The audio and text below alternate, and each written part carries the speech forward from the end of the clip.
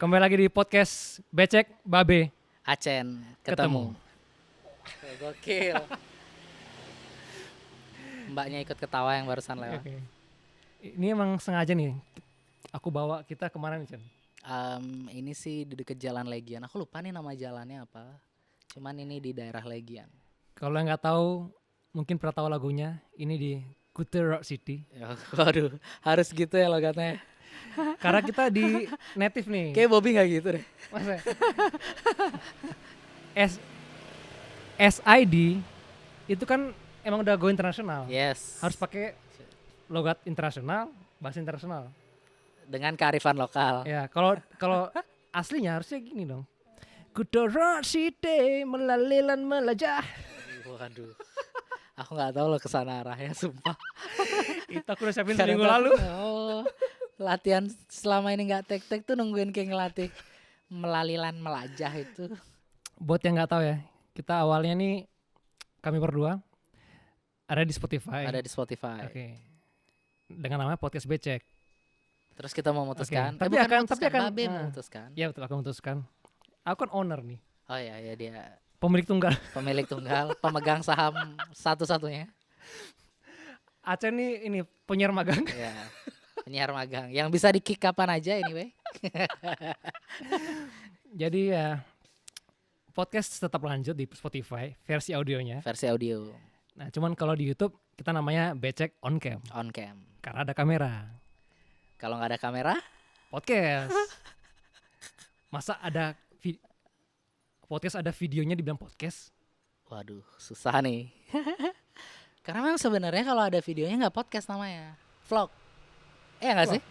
Ya, kalau blog kan tulisan Tulisan. dalam bentuk tulisan ya. Dalam bentuk tulisan. Cerita dalam bentuk tulisan. Blogger Blogger. yang buat.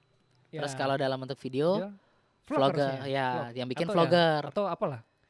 Tapi bukan podcast ya, harusnya. Ya harusnya nggak banget podcast. Yang aku tahu podcast kan Apple Ya, Apple Podcast ya. Podcast. Biasanya dibuat buat Ngasih tahu fitur-fitur Ah, Apple nggak sih di review situ? produk lah. Review produk. Dalam bentuk audio. Dan memang cuma ada di platformnya Platformnya Apple. Tapi kemudian Ya. merambah luas. Ya. Cuman Banyak. ada juga yang ngaku-ngaku aja, itu ngaku-ngaku bukan ngaku sih. Kayak klaim kalau video di YouTube, Podcast namanya. podcast juga. Yang penting ngobrol dua orang, ada mic kayak begini, udah podcast, Podcast namanya. Dan lucunya brandnya tuh jadi gede banget. Ya aneh ya. Sekarang udah mengakui sisi banyak channel-channel YouTube loh. Di Ya, bawah Oke. ini. Merhatiin nggak? Notice nggak? Ya. Jadi ada beberapa channel YouTube sekarang udah pakai logo itu. Cuma pengen ngasih tahu aja Gokil. sebagai salah satu smart people yang selalu nonton. Nonton juga. Ya nonton. Kalau kayak begini sih video ya. Ya, Video ngobrol aja sebenarnya. Video ngobrol. Bukan yang Kalau vlog juga karena nggak daily interview aja sih sebenarnya. interview sebenarnya. Ya. Kalau ada bintang tamu dan narasumbernya ya, interview namanya. Tapi sepenglihatanku di YouTube ya. Ini kan kita lagi di YouTube ya. Dan juga di teman-teman yang di Spotify kalau nggak punya kuota, Ya nggak apa-apa, nanti dibikinin audio kan bisa ya, aja. audio juga tetap nanti diupload kok. Cuma nggak tahu nanti di Spotify episode 12, nanti kalau di YouTube nggak tahu episode berapa nih. Satu lah, Atau nggak usah isi, nggak usah isi, nggak usah isi episode ya. nggak usah isi 1, 2, 3. Yang penting timelinenya judulnya clickbait. Clickbait. Dan ada gambar helm Ya, itu. pokoknya tulisannya merah semua. Ya. Tanda seru yang banyak. Merah, hijau, kuning itu harus menyala pokoknya. Orang tahu serem dah tuh. Padahal isinya tidak ada apa-apa. Tapi kalau kita di YouTube ya, sebenarnya kalau Ki sendiri Chan, seneng nggak melihat tayangan tontonan orang ngobrol di YouTube? Senang. Atau pertama kali Ki suka mendengar orang ngobrol tuh di mana?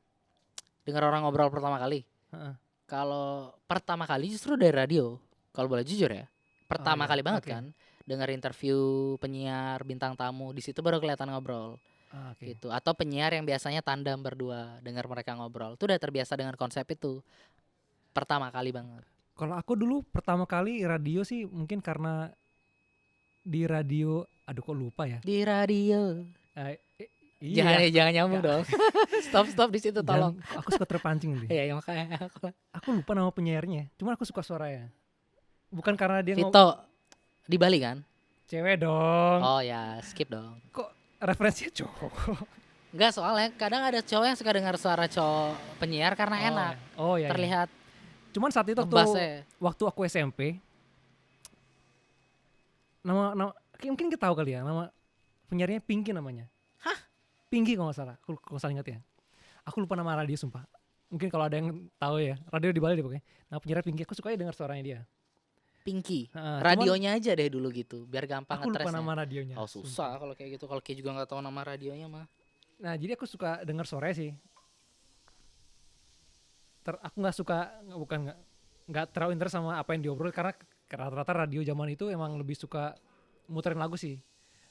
Dan aku nggak terlalu menunggu mereka ngobrol karena aku menunggu lagunya. Oh ya beda-beda sih. Karena Kalau aku zaman lebih suka dengerin mereka ngobrol. Karena zaman itu MP3 buatku susah.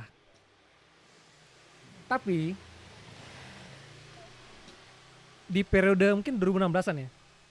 Rata kayak 2016-an tuh mulai banyak kota-kota murah. Sehingga aku lumayan sering nonton YouTube. Di awal-awal sih aku sering nonton nih Raditya Dika sih. Yang tetap dia sebut dengan podcast itu kan?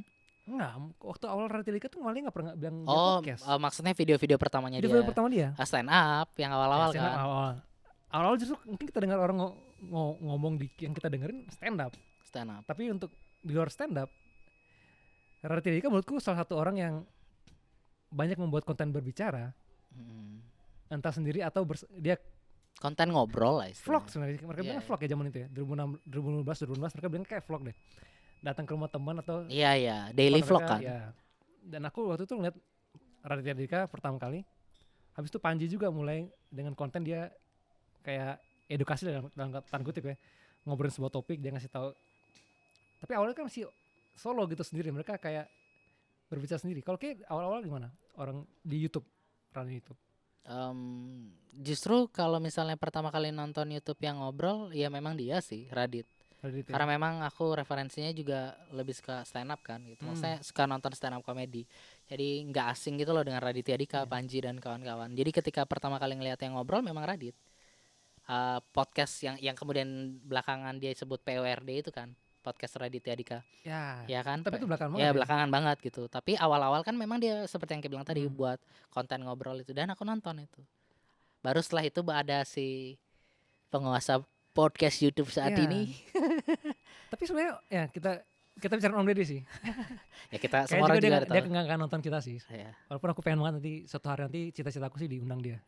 Oh wow, Anda wakil presiden. Setara Luhut. Siapa tahu suatu hari nanti kita menjadi sesuatu yang penting gitu.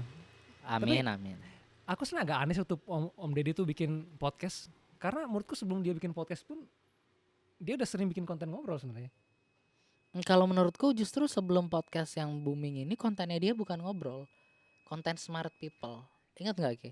Jadi awal-awal tuh kalau ada kasus, Oh iya, belum ngobrol. dia sendiri Dia aja sendiri monolog, terus ngomenin kasus apa yang lagi Iya, viral betul. gitu. Kemudian kan rame tuh, yang paling rame tuh yang dulu seingatku dia ngebahas tentang sebenarnya pendidikan itu nggak penting-penting banget dalam tanda kutip. Ya karena Iya. pendidikan di Indonesia menurut dia kurikulumnya bla bla bla bla begitulah. Ya balik aja nonton video-videonya dia yang lama gitu. Pokoknya intinya dia mau mengomentari soal pendidikan. Itu yang paling booming sih seingatku. Tapi ya aku seingatku juga dia sering juga mampir ke atau mengundang teman-temannya. Dia kayak, sering diundang seingatku. Yang viral ya yang dia diundang sama TV One. Terus kemudian dia marah sama Andromeda Mercury gara-gara pertanyaannya. Oh enggak ke arah situ. Ya kurang lebih kan maksudnya. Dia ngundang teman-temannya juga Oh untuk dia ngundang. ngobrol. Aku kira dia diundang. Ini bukan dia lagi menantang seseorang. Iya. Ya kan serem banget nyamperin orang tuh serem. Nggak, dalam artian dia selain ngobrol yang konten smart people itu, dia juga sering kayak aduh kok aku lupa podcastnya itu yang bukan podcast. Apa sih yang mereka berempat itu? Ada Cina, Batak, Manado, Reza Nangin, Bobby, Apa kontennya dia namanya? apa ya? Aduh. Yang mereka berempat tuh Steve Patimura, Steve Patimana. Terus yang Cina itu Chinese, Martin, Reza Nangin. Ada lah lupa. Kita Kayak itulah. yang di kamera kita ngomong sama Ido ya. operator Ya. kamera kita. Pak Sama ada bapak kameramen. yang di seberang juga. Dia juga sering kan, saya ngajak datang ngobrol-ngobrol kan sebenarnya. Ah ya. Selain konten Smart People, dia juga sering datang undang teman-temannya ngobrol. Jadi maksudku, karena saat Om Deddy bikin konten Close the Door, tanpa perlu branding podcast pun, menurutku nggak perlu sih. Karena beliau pun udah ngakuin itu. Iya ya. Sebelum ada pun podcast, aku rasa orang udah mulai terbiasa dengar orang ngobrol lama gitu kan. Mungkin maksudnya dia mungkin yang pengen dia ambil dari podcast itu konsepnya nggak? Konsep podcast itu kan di dalam ruangan, 2 mic, terus kemudian yang diambil audionya aja. Tapi dia membuat itu secara visual. Makanya tetap dia bawa nama podcast gitu.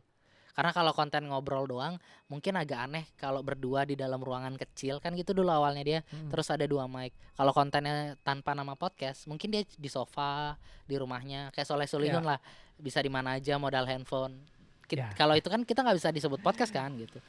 Tapi kalau yang dibuat sama Om Deddy kan dia memang mau menunjukkan visual dari, mungkin itu maksudnya ya. Mungkin ya. Jadi namanya podcast dan inilah bentuk sebuah podcast kalau orang bikin podcast tuh di dalam ruangan dan 2 mic ada, bukan di pinggir jalan ya. Tapi kalau Makanya kita nggak mau nyebut podcast. Konten ngobrol. Tapi kayak aku pribadi sebelum ada podcast Om Deddy pun udah lumayan sering dengar nonton di YouTube konten orang ngobrol. Iya, aku juga sering. Kayak apa konten ngobrol yang kayak sering lihat di YouTube? Di YouTube ya? Zaman 2-3 tahun lah, 2018 lah. Nggak banyak sih kalau aku. Yang teringat justru ya. Terima kasih Mari, Pak. Si Bapak yang menonton kita. Aku nggak ada justru Be. Kalau misalnya yang konten ngobrol banget. Soalnya baru mulai rame sekarang kan gitu. Kalau konten interview kopian dari TV. Aku nontonnya di YouTube. Oh iya Itu paling. Najwa Shihab, Kick Andy, kayak gitu-gitu. Kalau aku pribadi aku melihat ada motor lewat, biarin dia lewat dulu. Aku ngelihat konten ngobrol itu mulai masuk secara nggak sadar waktu aku pribadi ya. Waktu si Gofar ngewawancara Danila. Oh, ngobam. Ngobam ya, ngobrol bareng musisi ya. Iya ya. Masa mahasiswa. Kalau musisi kan ketua BEM yang diajak ngobrol sama dia. Aku nonton kalau yang itu. Itu satu-satunya episode ngobam yang aku nonton full. Kalau yang aku nonton setengah yang Tante Erni. Oh, Sisanya aku di 5 menit pertama udah berhenti. habis itu ke kamar mandi. Mandi. Oh ya betul kan. Betul, nggak salah. kerja. Aku nggak mau, aku kan nggak nyangkal. Iya, aku ke kamar Kayak mandi. juga nontonnya mandi. pagi-pagi sih kan, pagi-pagi harus berangkat kerja. Iya, jadi harus mandi dulu. Ya, betul. Kan nggak mungkin dong kerja nggak mandi. Iya, nggak mungkin. Kecuali kayak Anya Geraldine, seminggu nggak mandi. Oh iya, tetap aja cantik. Iya. Aku mau 10 kali mandi, tetap aja jelek. Kusum. Cuman kayak sadar nggak waktu itu? Gofar tuh memberikan sebuah, aku nggak tahu mungkin dia sadar dia nge-setting atau enggak, tapi cara dia mempersuasif yang diajak ngobrol untuk benar-benar nyaman gitu menurut gue. Akhirnya banyak obrolan-obrolan yang dalam tanda kutip intim ya, maksudnya personal banget itu bisa keluar gitu. Ya itu makanya tergantung dari pembawaan yang interview sih kalau menurutku. Yang setauku ya, karena contohnya ya kembali ke yang tadi aku bilang, interviewer kayak di TV pun sekelas Najwa Shihab, Kick Andy, orang-orang tersebut yang bisa dalam tanda kutip ngorek si narasumbernya sampai jauh banget. Makanya kan politisi mikir-mikir kalau mau datang ke Mata Najwa kan. Takutnya kalau udah terlanjur dikorek udah nggak bisa ngelak gitu. Saking jagonya dia untuk ngorek gitu. Nah kalau untuk dari musisi, Gofar is good. Dan menurut Bagus saya banget sih kenapa kamu. itu jadi pionir?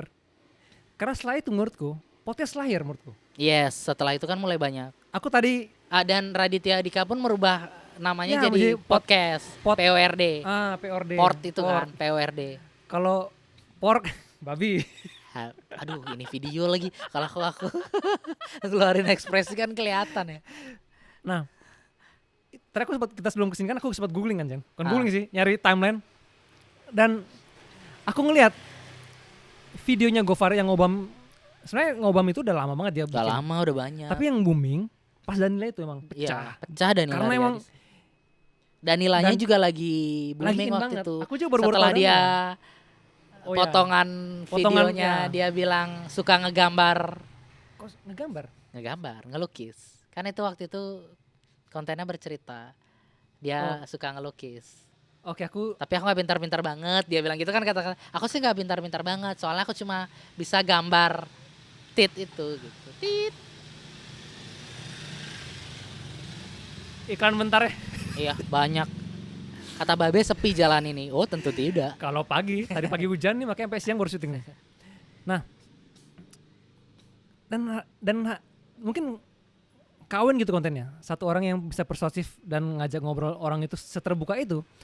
Dan Danila dengan Bukan orang yang tertutup juga Ya. gitu. Jadi dia nggak mau nutup dirinya. dan punya cerita hidup yang Menarik yang untuk awesome gitu. Yang kita Gokil. takjub gitu kan. Waktu itu hari itu heboh banget. Iya. Dan aku tadi yang aku sempat kita sebelum kesini aku sempat cari timeline kan di YouTube-nya Gofar. Konten dia sama Danila itu direkam rilis tanggal 30 Desember 2018. 30 Desember 2018. Dan setelah itu Gofar pun sering ngerilis video-video. Ngobam-ngobam lagi kan. Terus aku ngelihat podcast ternama Indonesia. Rintik Seduh itu mulai pertama kali itu pertengahan mungkin Podcast Spotify nih, audio. ya audio Spotify. Si Rintik Seduh tuh aku sebutin Rintik Seduh karena dia paling pertama ya. Kalau nggak salah sih Iya, iya, selalu top terus awal-awal ya, selalu top terus ya. Dia tuh mulainya kayak Maret atau Juni deh. 2018. Ya Mei atau Juni. Salah satu podcast yang lumayan gede juga Rapot. Kayak dia ngeluh duluan ya. Konten berempat orang ngobrol. Ada podcast Rapot, Rasa Candika dan 3 teman Abigail, Radini, makasih dok. Siapa lagi satu? Aduh, Anjir, aku nggak tahu lagi dengerin podcast Mbak Mas dong. yang lagi satu. Mbak Angka, maaf ya Mbak Angka. Agak lama. Kita dengar nggak Rapot? Enggak, aku denger podcast Mas. Itu salah satu podcast justru yang heboh. pertama ya. Itu booming. Itu sebelumnya si Rintik Seduh menguasai Podcast tuh aku podcast. dengerin cuma 4. Hiduplah Indonesia Maya, Panji, Oh, ya, PWRD, Radit, podcast awal minggu, Oke, Ariana paham. Colby, Adriana Colby. terus podcast Mas. Itu aja. Oke. 4. Tapi salah satu legend juga sebenarnya Adriana Colby itu. Podcast awal minggu. Dia orang yang konsisten di zaman podcast belum Dan dia monolog loh. ya monolog gila ya 2 jaman lagi. 2 jaman dia cuma dengerin Gila. dia ngomel-ngomel. Makanya kalau kita kata Panji tuh kalau dia stand up, kita cuma dengerin bapak-bapak Jakarta ngomel-ngomel. Bapak-bapak curhat. Ya, ngomel-ngomel, semua dia komentarin dan dia marah-marah. So, aku suka banget denger dia. Dan ya awalnya tuh Ido juga sepakat ya. Heboh ya. Rapot. Si Rapot. Booming si Rapot. Anjir, tuh. aku gak tahu lagi. Aku yang bukan pendengar pun, aku tahu teman-temanku dengar Rapot. Itu konten Berarti aku bukan temanmu ya? eh, Karena aku baru rapot. Iya. Ya yang ya nggak 100% circleku semua dengar. Maksudku aku dengar bias-bias. Oh anak-anak lagi sekarang happening tuh Rapot. Aku pun setelah akhir 2019 baru aku mulai dengar Rapot. Itu konten orang berempat ngobrol Chen. Kayak bayangin sejak Indonesia tiba-tiba udah demam dengar orang ngobrol. Aneh ya. Sejak saat itu ya. Dan akhirnya mulai berjamuran tuh podcast yang orang ngobrol. Dan rata-rata sekarang di podcast di itu orang bercerita tentang bahasa tongkrongan, bahasa-bahasa, Iya, iya. ya Even gitu yang ya. yang disebut podcast di YouTube juga gitu. Tapi aku mau nanya ketika kayak dengerin podcast atau nonton podcast di YouTube, kayak tontonin layarnya atau kayak tinggal kayak denger podcast audio. Aku tuh karena udah kebiasaan, walaupun aku nonton misalnya podcastnya Om Deddy nih, Close the Door, aku play tapi aku sambil ngapain gitu. Jadi aku memang cuma denger Oke. suaranya doang. Atau kayak benar-benar kayak tonton visual. Aku play sambil, jadi ada aku putar di HP, aku di laptop. Jadi aku dapat Ngelirik lirik dikit-dikit. doang. Tapi emang kalau udah ada podcastnya di YouTube, aku akan mencoba untuk nonton di YouTube Iya karena memang Aku lebih suka visual visual juga ditonton ketimbang. kan. Tapi kalau emang cuma di podcast cuma di Soalnya kalau kadang jokesnya itu adalah pakai act Betul. out, kalau kita cuma denger nggak kena. itu yang menurutku Om Deddy agak kurang masuk situ. Karena menurutku podcast ya theater of mind kan. Theater of mind. Bermain dari audio, tapi kalau udah maksudnya nggak Om Deddy ya, Om Deddy dan yang lain-lainnya yang ngaku yang podcast, tapi Takut. ada visualnya. Ntar dia ngomong dengan otot gedenya tahu apa loh. Aku takutnya kalau dilipat di lengannya lo. Pecah palang. Pecah, asli pecah. Menurutku Back to Gofar. ya betul. Betul. Aku juga sekarang pernah aku cuma coba nggak usah lihat visualnya lah, audio dong. Tapi saat mereka ketawa dan nggak ada audio, nggak ada suaranya, ada apa ini? Iya betul. Jadi aku harus playback lagi. Ya, ya betul. Makanya visual memang enak, sepakat. Nah, menurutku kembali lagi Gofar. Sorry dong ya, ambil berjemur. Untuk kita teduh. Agak PI gitu. Jadi Di Joko ada payung loh anyway.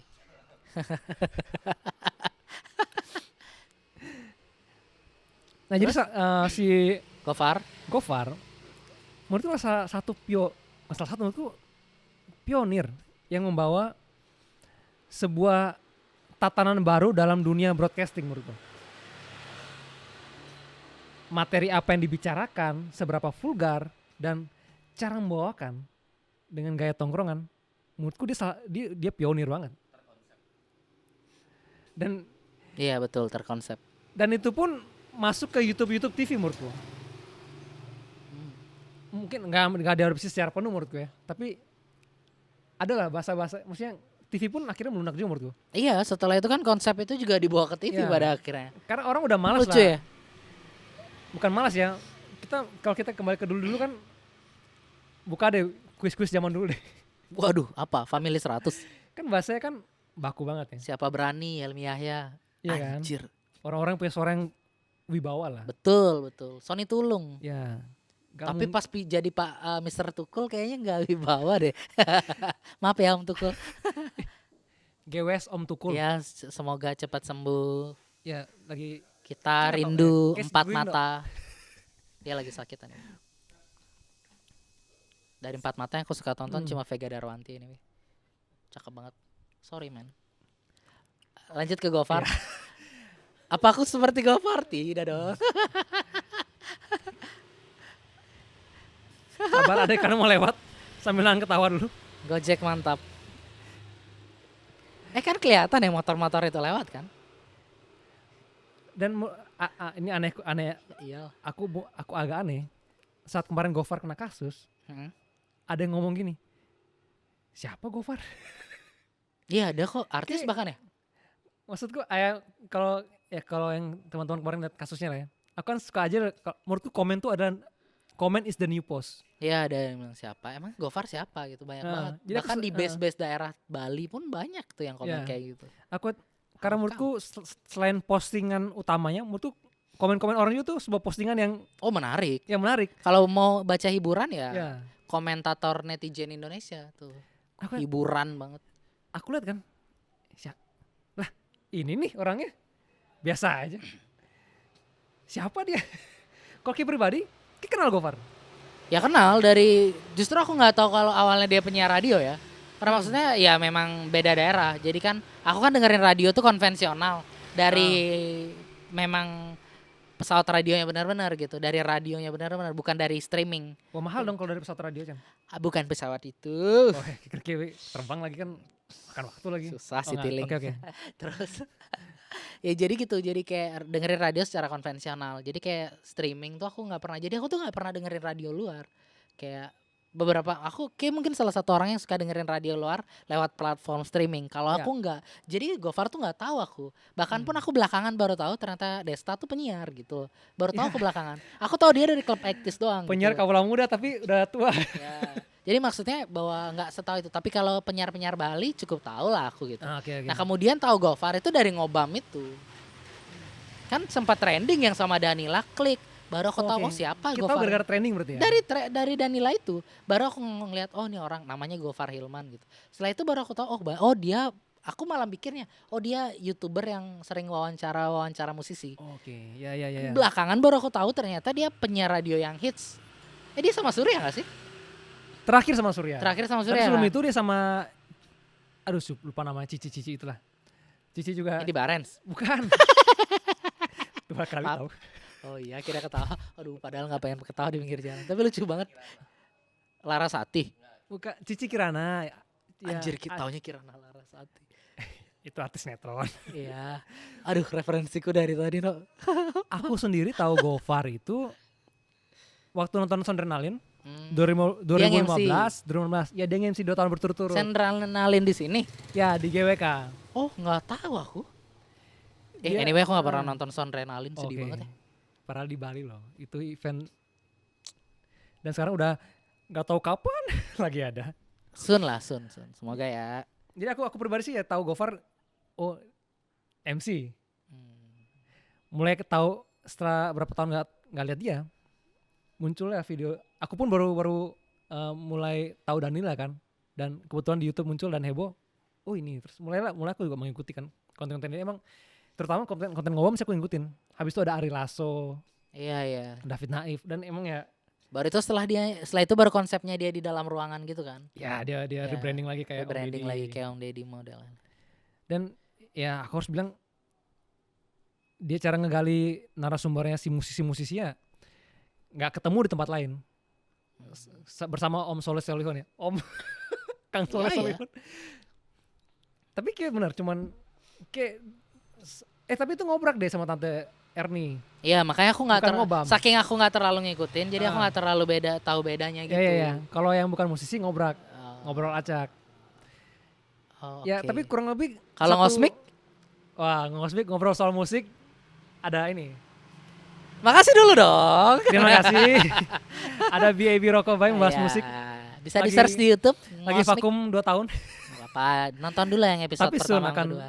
Dan tayang baca ada lagi. komentar lucu di sana. Banyak. Aku juga banyak haters sebenarnya. Aku ada haters juga loh sebenarnya. Iya. Walaupun nggak terkenal, aku ada haters loh. Untuk kontenku sendiri ya. Nggak kebayang sih Gofar sih ya. Iya, Dengan betul. kasusnya dia. Gara-gara kasus itu ya, yang pelecehan seksual itu. Ya. Kayak nilai kasus itu ngelihatnya dari segi mana? Kalau aku tuh ngelihatnya bahwa terlepas bahwa siapa yang benar. Pertama, aku belajar bahwa jangan terlalu percaya thread dan ngelihat segala sesuatu itu dari dua sisi. A dan B. Kemarin ke tahun lalu ya. Hmm. Saat kasus itu happening di Twitter. Kita kan ngebahas tuh. Apa reaksi pertamamu?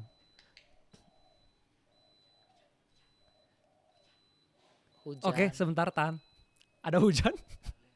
Oke, kayak awalnya apa reaksimu pertama kali saat kasus itu heboh? Awalnya justru sejujurnya nggak kaget. Kalaupun itu benar terjadi ya awalnya. Ya.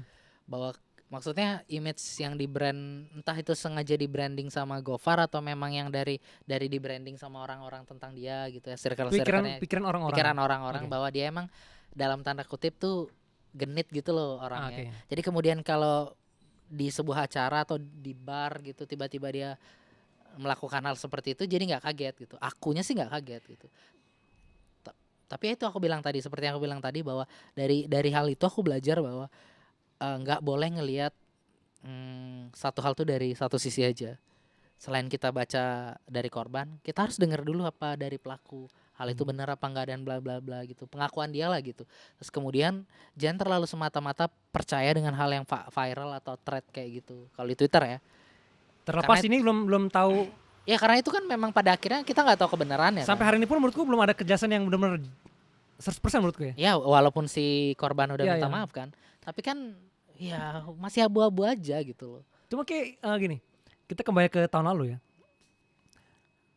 Bagaimana kita masyarakat Indonesia bereaksi kepada sebuah kasus, ya entah apapun kasusnya. Tapi selalu menurutku saat ada si lemah yang menjadi korban, katakan korban, aku bilang katakan dalam tanda kutip ya, karena ya belum terbukti siapa salah siapa benar. Ya betul. Tapi kalau lihat di kasus Indonesia, kalau ada mobil nabrak motor, entah siapa yang melanggar, yang disalahkan adalah mobil. Iya betul. Si pihak yang lebih kuat tentunya, itu yang Betul. disalahkan. Si kaum lemahnya dia mau salah atau benar ya dia akan dibela. Bahkan si Ya karena maksudnya seperti yang kita pernah ngobrol di podcast ya di Spotify, bahwa kita orang Indonesia udah terbiasa menilai sesuatu tuh hitam dan putih loh, baik dan buruk. Pasti ada yang jahat, pasti ada yang baik. Nah itu pun termasuk konteks kasusnya Gofar. Begitu ada yang nge-thread pernah menjadi korban, ya udah dia ini yang baik dan ini adalah enemy-nya. Tanpa kita cari tahu yang mana yang benar, kita serang aja terus yang menurut kita dia yang jahat ini gitu. dengan kedok membela korban. Membela korban. Padahal mungkin dia udah punya sakit hati sebelumnya, Mungkin. dikeluarkan semua unek-uneknya untuk ngatain. Akan ada selalu muncul yang begini nih. Tiba-tiba muncul aja dengan tanpa ujuk-ujuk kayak gini. Dia mah emang orang gitu dari dulu. Ya betul. Pasti tanya dari dulu emang kayak gimana? Si sok paling kenal. Ya. Gak dikasih tahu apa yang kayak dulu itu. Ada kayak gitu tuh. Ya, Sempat trending juga ada satu orang tiba-tiba muncul. Dia emang dulu kayak gitu sama kalian gini-gini. Ditanya kasus yang mana dia nggak mau ngasih tahu. Iya, makanya si sok paling tahu dan paling Ada kayak ngerti. gitu. Ya cuman udah tahun lalu ya. Aku sempat membaca dan aku apa sih? Kita lagi mencari kebenaran nih. Padahal konteks sebenarnya kan kekerasan, soal kekerasan lah pokoknya. Dan saat itu Gofar dikeluarkan dari perusahaan miliknya. Ya, lawless. Lawless. Ya, benar ya? Lawless. Menurutmu itu tindakan tepat? Karena ada public figure yang sempat kita bahas juga tweetnya dia nge-tweet gini, it's the right decision, ini keputusan yang tepat mengeluarkan Gofar dari Lawless. Dia nggak bilang karena apa alasannya, backgroundnya apa, sehingga ini adalah keputusan tepat. Aku nggak tahu maksud dia apa, tapi menurutmu maksud dia apa? Kan kita paling paham nih sama dia. Karena gini, aku selalu ngelihat kalau yang untuk case itu tuh aku ngelihat bahwa terlepas benar apa enggaknya, tapi selama itu udah menarik perhatian media dan halayak banyak, emang seharusnya mundur dulu gitu loh. Ya mengundurkan diri dulu kan, ya bisa aja masuk lagi kapan tahun Itu kan dia. nggak masalah. Tapi maksudnya entah dia mundur atau dikeluarkan gitu, paling nggak itu memecah perhatian media terhadap perusahaan tersebut. Mungkin itu bisa mengganggu jalannya perusahaannya. Contoh mungkin kasusnya berbeda jadi nggak terlalu apple to apple. Kalau di Danone. Jepang itu Oh, iya. kalau di Jepang ada seorang pejabat yang terindikasi kasus korupsi, walaupun dia belum terbukti korupsi, dia tuh langsung mundur dari jabatannya supaya Oke. dia fokus ke kasusnya. Dia bisa datang terus ke pengadilan, dia nggak mau mencampuri urusan kasusnya, kemudian sama urusan dia mengurus si negaranya dia sebagai lingkup seorang pejabat gitu. Nah untuk konteks itu aku setuju sama Lawless gitu loh. Terlepas ntar si Gofar bener apa enggak, ya biar pengadilan, kalau masuk ranah hukum pengadilan yang nentuin. Kalau ternyata dia nggak bersalah kan nggak masalah ditarik kembali gitu. Itu nggak soal menurutku. Dibanding dibiarkan terus itu, nanti anggap lagi nih dia dirut nih direktur utama. Terus dia punya kasus. Kan dia sibuk ngurusin kasus itu. Dia nggak fokus kerja loh. Ya. Jadi mending diberhentiin dulu, hire orang lain, fokus kerja, perusahaannya berjalan dengan baik, dia selesain kasusnya. Suatu hari kemudian ternyata terbukti dia nggak bersalah, hire lagi aja. Kalau menurutku itu nggak masalah. Bukan aku membela si orangnya aku. Aku juga nggak membela, tapi kita berpikir Ya, maksudnya berpikir menganalisa gitu loh. ya jadi Apa ada yang salah? Aku sepakat dengan tindakan Di sini nggak ada kebenaran ya, karena di sini ada manusia. Ini adanya opini aja. Di sini ada manusia tempatnya salah. Almarhum Bunda Doce. Bunda Dorce, rest in peace. Ya. Lawless adalah perusahaan berempat. Aku nggak Berlima tahu kayaknya, sih. berlima per empat ya? Oh berlima. Berlima ya? Terima kasih Makasih, Pak Ido. kameramen nih. Memang Aku udah bilang emper lu Ido di situ. maha tahu.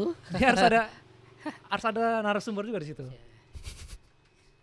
Walaupun audio belum muncul ya, Ido belum berani bersuara. Berani karena dia radikal.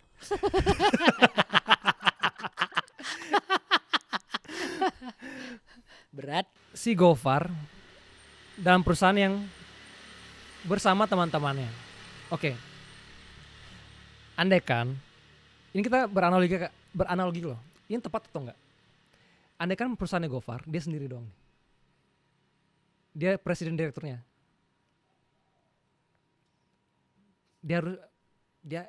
Atau dia usaha sendiri lah, maksudnya punya usaha sendiri.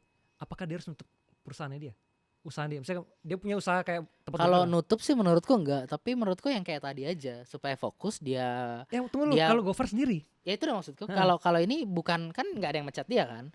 Mundur juga mundur ke siapa? Maksudku dia serahkan dulu urusan perusahaannya ke orang lain, nge-hire orang gitu loh. Tapi kan dia masih pemilik perusahaannya. Ya, maksudnya yang kerja orang lain dulu, tapi kemudian Kan dia netizen fokus. nggak mau tahu kalau dia masih pemilik perusahaannya. Misalkan katakan dia pemilik restoran burgernya itu ya. Mungkin kalau kalau kasus itu lebih ke ini aja jadinya ke sosial adjustment gitu nggak jadinya orang jadi males Ah. belanja ke situ gitu. Jadi kayak ada ya secara nggak langsung tuh kayak ada kampanye untuk Tapi kan stop ya, untuk kayak- belanja di situ gitu. Kan biasanya kayak gitu tuh gitu. Kalau ada kasus apa gitu kemudian boykot ini, boykot itu. Kayak dulu tiba-tiba rame-rame beli aqua yang banyak terus Ya. dibuang. Aku cinta aku ah. Oh, Menurutku itu kalau aku pribadi kan kalau menurutmu keputusan yang tepat. Kalau menurutku keputusan yang tidak tepat. karena Karena aku cinta Gofar. karena ini thread Twitter. Belum pasti kebenarannya. Ya mungkin benar mungkin enggak. Karena kita pernah kena tipu Audrey satu Indonesia. Oh, Audrey ya namanya. Ya, Audrey yang tolong Lupa anak namanya. kecil itu yang ngegocek kita satu Indonesia. Iya, iya. Oke. Menurut Yang itu, rape Audrey Hmm. itu ya. menurut itu sebuah pelajaran besar gitu loh. Ya betul betul. Lawless Burger tuh sebuah restoran yang besar loh. Mereka udah buka cabang main banget. Kayak bayangin kalau misalnya itu punya Gofar sendiri. Atau itu pemicu nggak sih? Mungkin ya. Ini opini doang ya. Nggak kan kita nggak tahu.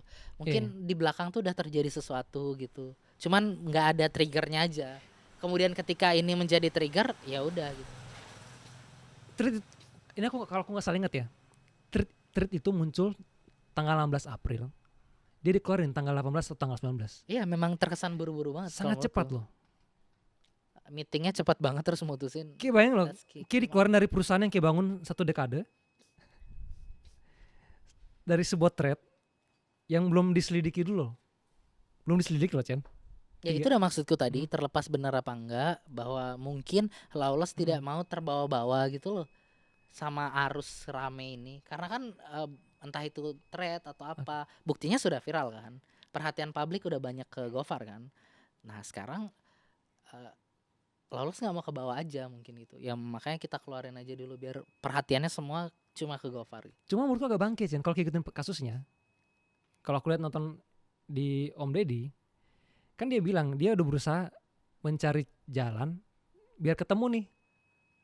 Maksudnya kasus ini ada progres gitu loh. Ternyata jalan di tempat berbulan-bulan, 9 bulan jalan di tempat. Sampai akhirnya mereka ketemu di kantor polisi berapa bulan lalu. Aku cuman begini loh, Chen. Kayak punya teman, udah jalan usaha bareng 10 tahun. Kayak keluarin temanmu, terus kayak di postingannya kayak bilang kayak berdiri bersama korban. Ya udah, berdiri bersama korban ya. Lalu ngeluarin postingan berdiri bersama korban. Kayak gak berdiri bersama korban menurutku. Kayak cuma ngomong aja. Ya itu udah menurutku. Mungkin mereka Harusnya, punya masalah menurutku. sebelumnya nggak? Ada triggernya Menurutku gitu. kalau emang sepositif kayak tadi bilang, Gofar dikeluarin dulu deh. Karena mengganggu stabilitas. Perusahaan. Tapi kayak selesai dong. Kayak bantu kalau kayak emang karena ini kasusnya masih abu-abu, kayak harusnya temenin korban sampai korban nyelesain kasusnya.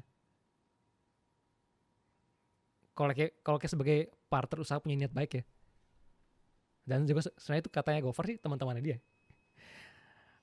Tapi kayaknya bukan. Ya we never know. Dan sampai detik kemarin pun saat menurutku agak aneh gitu. Kalau pas yang akhirnya si korban ngeluarin video klarifikasi katanya ya pokoknya dia ngarang lah, kayak katakan gampangnya ngarang lah kalau terjadi kasus itu. Walaupun videonya pun kalau lihat emang mukanya tuh gimana ya, ekspresi mukanya Ya agak terpaksa. kayak terpaksa, kayak katanya ada ngeliat orang situ, kayak ada orang yang Nge-briefing gitu kan. kurang lebih ya. Dan semua orang nyariin Gofar. Kalau aku pribadi nih, kalau kayak gitu deh. Ya kalau Saat video itu keluar, menurutmu gimana? aku nggak nonton fullnya gitu, tapi aku tahu bahwa itu minta maaf. Tapi aku tahu bahwa itu di sana ada orang lain gitu loh, karena Ya, ya. memang terlihat bahwa mereka ngelirik ke suatu titik, bahwa mereka ngelakuin itu bahwa ada yang disuruh gitu. Iya. sepertinya ya kecurigaanku seperti itu gitu. Tapi kalau hal ini disalahin Gofar lagi ya kita nggak pernah tahu gitu. Tapi kan kita hidup di dunia yang dimana segala sesuatu Harus ada yang salah, harus ada kambing hitam. ya itu dia hitam dan putih tadi kan harus ada yang disalahin aja gitu. Aku pribadi melihat orang-orang yang aneh gitu loh. Ini cewek, ini kalau di video kan cewek sendiri nih. Dia udah mengklarifikasi. Yang disalahin Gofarnya nggak ada di situ.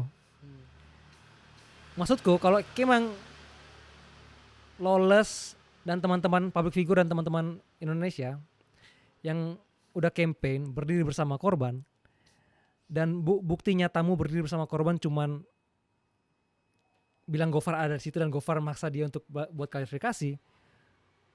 Kayak sistem Indonesia ini emang cuma pengen gibah menurutku. Ya memang hanya mau ngambil ramenya aja kan. Dan aku kecewa sama public figure yang kayak paham banget perasaan dia itu. Isi hatinya itu. Iya ya. Menurutku dia cuman ada public figure yang kayak bilang itu, mungkin kayak juga liat postingannya dia. Dia cuma bilang, nih dia cuma nge-quote tweet dari LBH. Nih dari LBH, pernyataan LBH. Bukti nyatamu tuh apa gitu loh. Menurutku saat kayak bilang Gofar harus keluar dari perusahaannya dan kayak berdiri bersama korban, tunjukin dong bukti nyatamu. Kok kayak cuma buat, kalau menurutku cuma buat nyerang Gofar, kayak nggak membantu sama sekali korban itu. Aku ngomongin bukan ngebela Gofar ya. Aku prihatin sama korban nih, kalau benar-benar dia korban nih. Karena ada jutaan suara, ratusan juta suara yang keluar, tapi itu nggak sama sekali nggak menolong korban itu menurutku. Ya, ya menurutku ya kita juga bisa berharap banyak sama netizen ya, karena memang mereka tuh orang-orang yang hidup di dunia maya gitu. Jadi kayak untuk tindakan nyata juga kadang-kadang tidak beneran ada gitu loh. Karena apapun yang terlihat di dunia maya dan sebagainya kan kadang itu cuma dalam tanda kutip palsu, tempat untuk pencitraan, terlihat ini. Makanya aku kan bukan salah satu orang yang nggak terlalu ngikutin yang trending gitu loh. Kalau ada yang trending apa terus ikut komen, enggak. Kalau nggak paham ya nggak ikut komen, ngapain. Aku pribadi pun nggak di pihak manapun sih aku mau berdiri, cuma aku gatel gitu loh melihat reaksi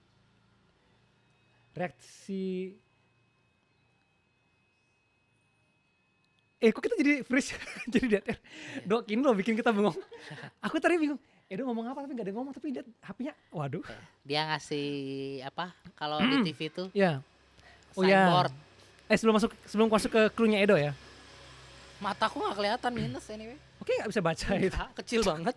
Jancuk. Dia bilang sebelum masuk situ deh. Itu juga keren tuh. Itu dia bilang apa? Kasus ini tuh banyak kemungkinan gitu loh. Kasusnya banyak kemungkinan. Bahkan aku pun pribadi masih bilang ini, walaupun bukti nyata aku nggak bela Gofar, aku harus bilang kasus ini belum selesai. Ya, belum Gofar ada kejelasan. Gofar pun masih harus kalau dia emang pengen perjuangin nama baiknya dia. Ya kayak dia di podcast Om Deddy dia bilang, Om Deddy bilang pun paling valid adalah keterangan dokter. Apakah benar penyakit yang diderita itu mempengaruhi dia secara psikis, makanya bisa terjadi threat Twitter itu. Dan kalau influencer dan public figure bisa nyerang Gofar dan ngebully Gofar, kayak ini gak usah ngobrol lagi deh, gak usah speak up lagi di, ya maksudnya influencer itu ya, gak usah speak up lagi lah di Twitter kalau cuman ngebully orang. Tapi menurutku gini, kalau misalnya yang kayak maksud adalah untuk memulihkan nama baik, itu sulit no. Ya, kenapa aku bilang sulit bahwa ya kita pikir secara manusiawi aja. Manusia tuh kalau orang udah terlanjur suka sama kita, dia tuh nggak akan peduli kita seperti apa. Betul. Termasuk kalau dia juga udah benci sama kita mau membela diri kayak gimana, dia akan tetap benci aja. Ada yang komen gini loh. Haters will be hate. Ada komen gini. Ini biarpun Gofar nggak terbukti salah, gue bakal tetap cancel dia. Kan? Berarti kan emang benci aja. Kayak kebayang kok jadi Gofar ya? Iya, kayak gak ya salah aku nih. udah ngerti. Aku dibenci seorang se-Indonesia, bukan apa, aku gak tahu kenapa tapi aku dibenci loh. Tapi whatever lah, maksudnya aku harus bilang, kalau Gofar pun gak akan lihat ini ya. Kasus di Gofar gak selesai, belum selesai. Belum selesai. Aku rasa LBH ya, kalau lihat dari timeline LBH tuh, yang kalau Gofar cerita sih, LBH pasif gitu ya.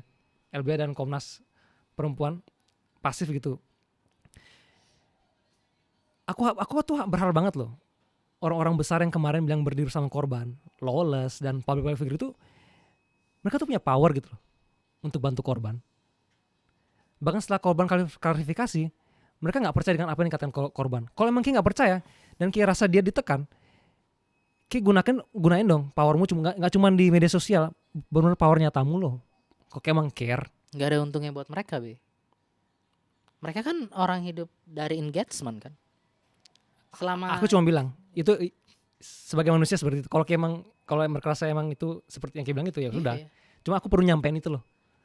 Tidak akan terjadi sih kalau menurutku selama itu nggak viral. Termasuk yang lembaga-lembaga yang kayak sebutin tadi ya. Sorry itu sih.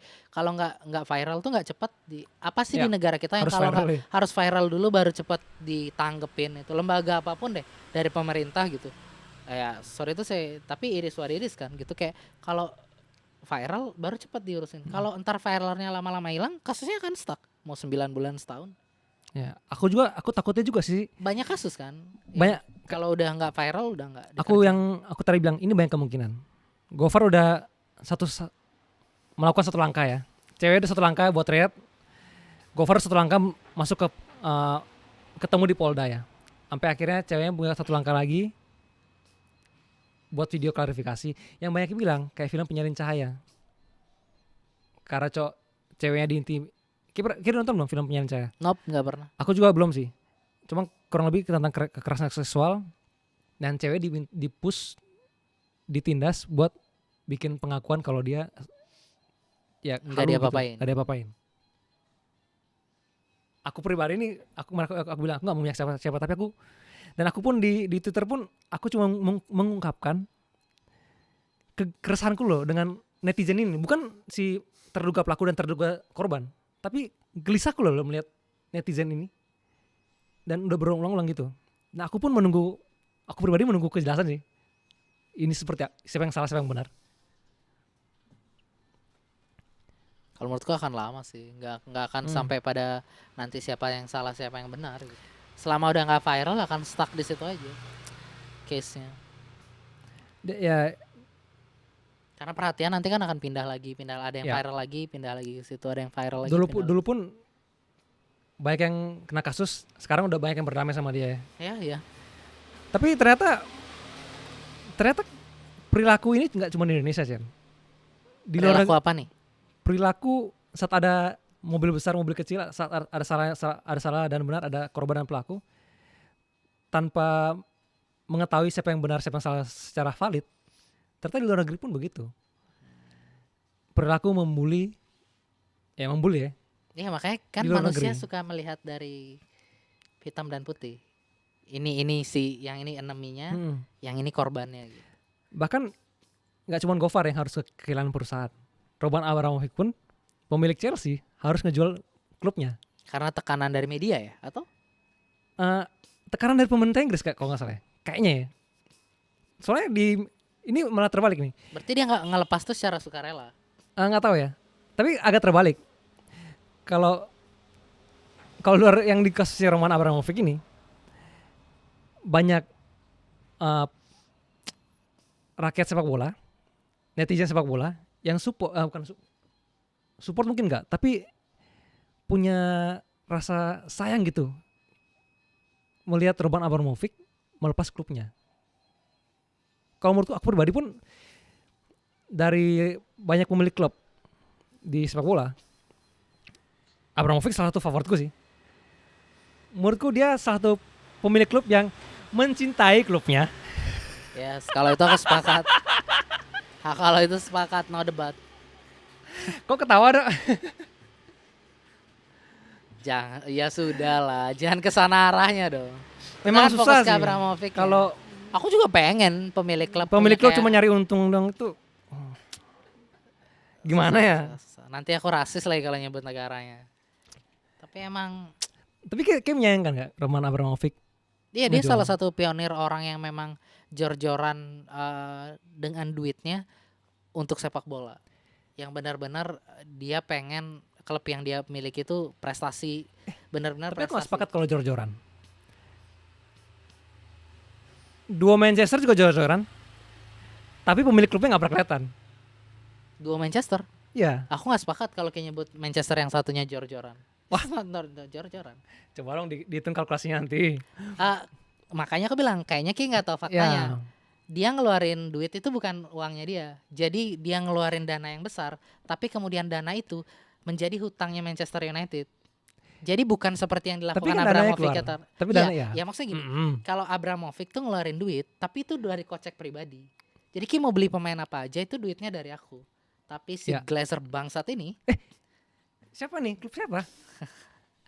Sudahlah. Aku ngomongin Manchester City. Ya, dua kan Manchester jor-joran. kan. Ya, kalau Chef Mansur jor-joran. Dia tuh kocek pribadi kan. Iya. Duit pribadinya. Oke, tapi kalau Manchester yang kata yang ini ya. Udah ngomongin MU nih. Udah enggak asik kalau ngomongin MU. Jadi yang satu lagi tuh gitu, dia jor-joran tapi duitnya itu dia ngeklaim pakai dia, tapi kemudian dibebankan utangnya ke klub. Jadi ya makanya nggak kaget kan, klub tersebut menjadi klub dengan jumlah utang terbesar di dunia. Ini kalau ada tombol rewind aku rewind sumpah. Jadi rewind dong, malu. Bisa curcol ya dia loh.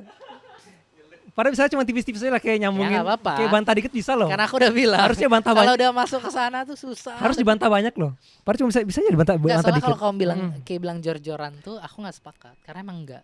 Aku nggak bilang dari pemilik klub. Yang pasti ada dananya keluar. Iya, dana. Tapi sebenarnya bukan duitnya dia. Cuman ya menurutku itu sebuah, aku cuma pengen nebelin gitu loh. Sebuah diferensiasi gitu. Abramovich dengan pemilik lain yang keluar duit banyak. Abramovich menunjukkan dia kecintaan pada klub. Iya. Dan dia selalu hadir di Stamford Bridge untuk nonton Chelsea. Chef Mansur juga kan. Ya cuma aku pribadi ya, aku nggak tahu muka persisnya Chef Mansur seperti apa, aku nggak tahu loh.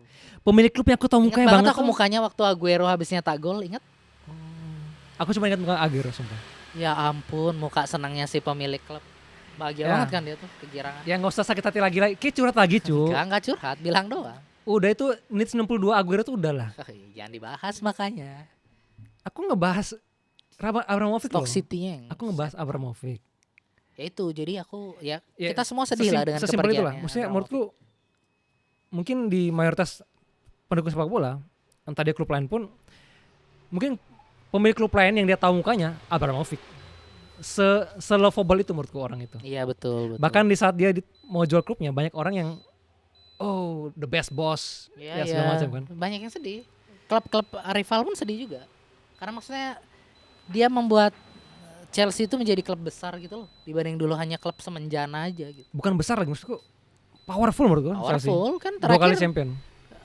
Piala terakhir yang dikasih ke Roman kan Piala Dunia antar klub kan. Tapi ya terakhir aku bilang kan, ini sebuah situasi terbalik. Netizen mencintai Abramovich, pemerintah Inggris enggak. Ini juga menurutku agak aneh gitu loh. Saat aku punya harta, tapi ada orang lain nyuruh aku ngelepasin hartaku loh. Gofar juga gitu, menurutku orang-orang apes nih. Iya dia orang-orang apes. Orang-orang apes ya. Sepakat. Gofar punya perusahaan lawless harus dilepas karena ada kasus. Ini sekarang si Abramovich pun harus melepas. Yang bahkan menurutku aku juga nggak tahu kenapa dia harus melepas ya.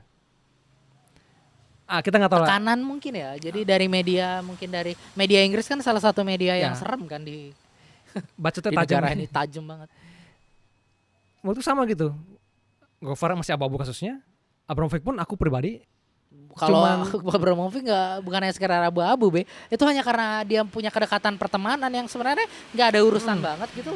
Dia kan nggak ikut perangnya gitu. Aku yakin pun si Abramovich pun mungkin ada andil gitu sama Putin. Cuman gini loh. Kalau cuman katanya ini loh. Sekelas pemerintah Inggris cuma bilang katanya. Kan cuma omongan doang berarti dong. Iya betul. Kok kayak mau menyuruh Abramovich cabut dari Inggris dan dia nggak boleh punya harta di sini, yang legal dong, ada tuntutan hukumnya dong, ada surat penarikan kayak apa kayak gitu.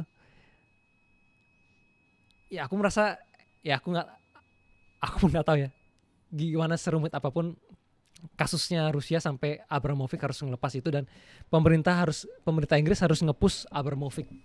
Iya makanya mungkin kan yang kita masalah kan nggak tahu gitu. Ya. Mungkin pemerintah Inggris tahu hubungannya dia dengan presiden Rusia sedekat apa gitu. Sehingga itu dilihat sebagai hal yang tentu saja mengganggu keberadaannya dia. Karena kan setelah itu kan dia langsung cabut kan. Rumah-rumahnya dia di London, di Inggris juga dijual semua. Dan rumahnya mewah-mewah. Aku tuh jarang lihat video-video yang kayak on the spot yang 15 ini nih orang terkaya dunia, 10 ini. Aku akhirnya melihat videonya Roman Abramovich loh. 15 hal yang kamu tidak ketahui tentang Abramovich. Aku nggak tahu malah ada video itu. Ada, itu pun On the video spot. bukan on the spot, maksudnya setipe itu. Channel luar negeri tapi Channel luar sebenarnya udah lama negeri. banget videonya itu. Dan dia punya rumah, dia salah satu orang yang punya kapal yah terbesar di dunia. Tapi emang kaya banget sih dia tuh, gila. Taipan minyak kan dia. Minyak. Rusia kan penghasil minyak. Ya, salah satunya juga perusahaan minyak yang udah dicekal Gazprom ya. Iya, Kalau kita tahu Salke yang udah bertahun-tahun, Salke Nurfir, asik. Iya. Salke 04, Kita taunya Salke 04, padahal nggak gitu nyebutnya. susah lah bahasa Bahasa Jerman, Jerman. Nurfir. Ya, yang kau nggak tahu itu klub sepak bola dari Jerman. Dia punya sponsor Gazprom yang udah bertahun-tahun. Itu adalah perusahaan minyak yang 50% ya dimiliki oleh pemerintah Rusia. Hebat aku bisa tahu kayak gitu ya. Nice, aku juga kaget loh. Aku baru tahu. Memuji diri sendiri guys. Begadang ngeriset kayak mau kuliah, mau presentasi cuy. Hanya mau, oh ya that's Tapi menarik. Kita pertama kali kasusnya perang di Ukraina itu apa? Yang pertama kali baca beritanya. Awalnya sih aku nggak ngikutin jujur, karena maksudnya Eropa kan bukan sekali ini nih ada pecahan konflik kan sebelumnya kan Georgia Banyak. sama Apalagi- Ceko ya kalau nggak salah kan sempat panas tuh gitu. Terus kemudian dulu sempat Bosnia kan, akhirnya pecah Bosnia Herzegovina tuh Aku pecah kan. kurang gitu. terlalu familiar karena terlalu banyak konfliknya. Iya makanya kan. Yugoslavia, Yugoslavia. Serbia Montenegro perang. Iya. Terlalu banyak di Eropa Ya, Timur tuh.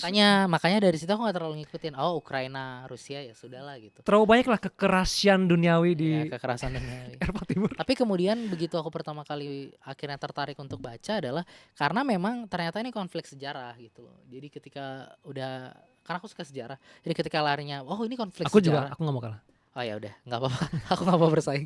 Jadi kalau begitu larinya, maaf, kalau ini konflik sejarah, jadinya aku tertarik dan akhirnya membaca asal muasalnya, kemudian kenapa konflik ini memanas dan sebagainya.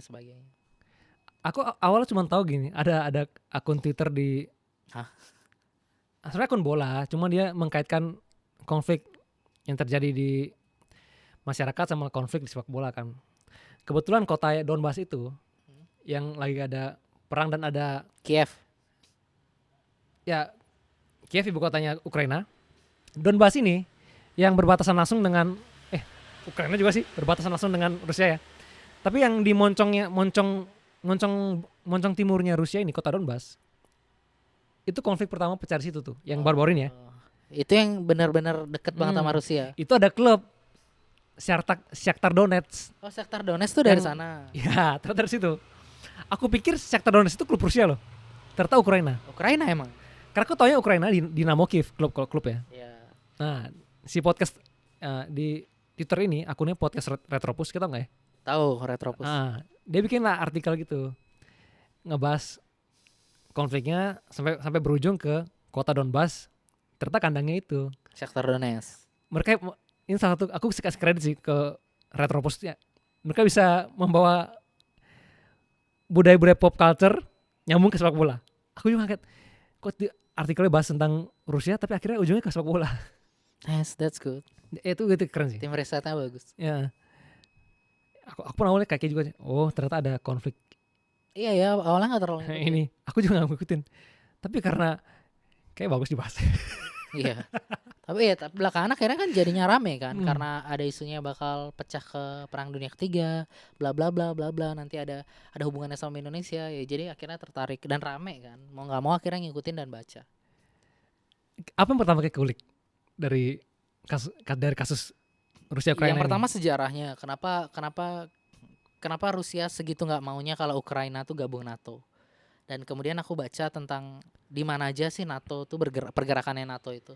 Dan akhirnya imbasnya ke Indonesia. Itu semua aku udah baca tuh. Aku kulik. Jadi benar-benar aku pengen tahu banget anything dan apapun yang kemungkinan apa aja yang bisa terjadi dan dampaknya ke negaraku. Oke. Karena gini, aku kan kerja di pariwisata nih. Ya. Ketika COVID sudah perlahan-lahan mau selesai, ada asa bagi aku tuh untuk mulai bekerja gitu loh. kok ada lagi nih Ya pandemi bukan ini? apa-apa, maksudnya ini Ya, kan ya. rentetan. Tiba-tiba Bener. dunia tuh perang loh. Kok ada lagi double. Bukan, ya sedikit lah Itu curhat. Tapi maksudnya Ya nggak, aku juga lagi menemuin punyamu nih. ya Kok kan setelah pandemi lagi ada double ya, bencana gitu. double loh. lagi kan gitu. Kok dia baper loh. Enggak, aku mau curhat dikit aku Loh, kayak Dia pikir aku mau potong lagi loh. kan. Padahal aku lagi mensupport argumennya dia nih. Iya, iya. Jadi kurang lebih kan gitu. Orang insecure ya. Kayak Bukan. kita penyebab apa nih? Itu enggak gitu gara-gara dia Penyebab- suka motong aku curhat. tuh. Penyebab Dia perang nggak suka Indonesia ini karena orang-orang insecure, Cuk. Menurutku banget. Enggak. penyebab perangnya karena orang insecure. Yuk lanjut. Oh iya Aku betul. akan buktikan kataku soal insecure. Kalau itu aku sepakat. Kalau gara-gara orang insecure. Kenapa aku bilang insecure gini? Kayak bilang insecure aku bilang sepakat. Sebelum kita masuk ke punyamu deh. Punyamu kayak agak, aku pengen balik ke dulu deh.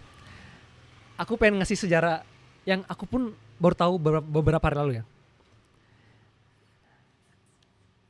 Cold War, perang Perang dingin. dingin. Blok Barat, Blok Timur. Aku sering dengar itu di mata pelajaran sejarah ya. Aku baru paham tuh beberapa hari lalu.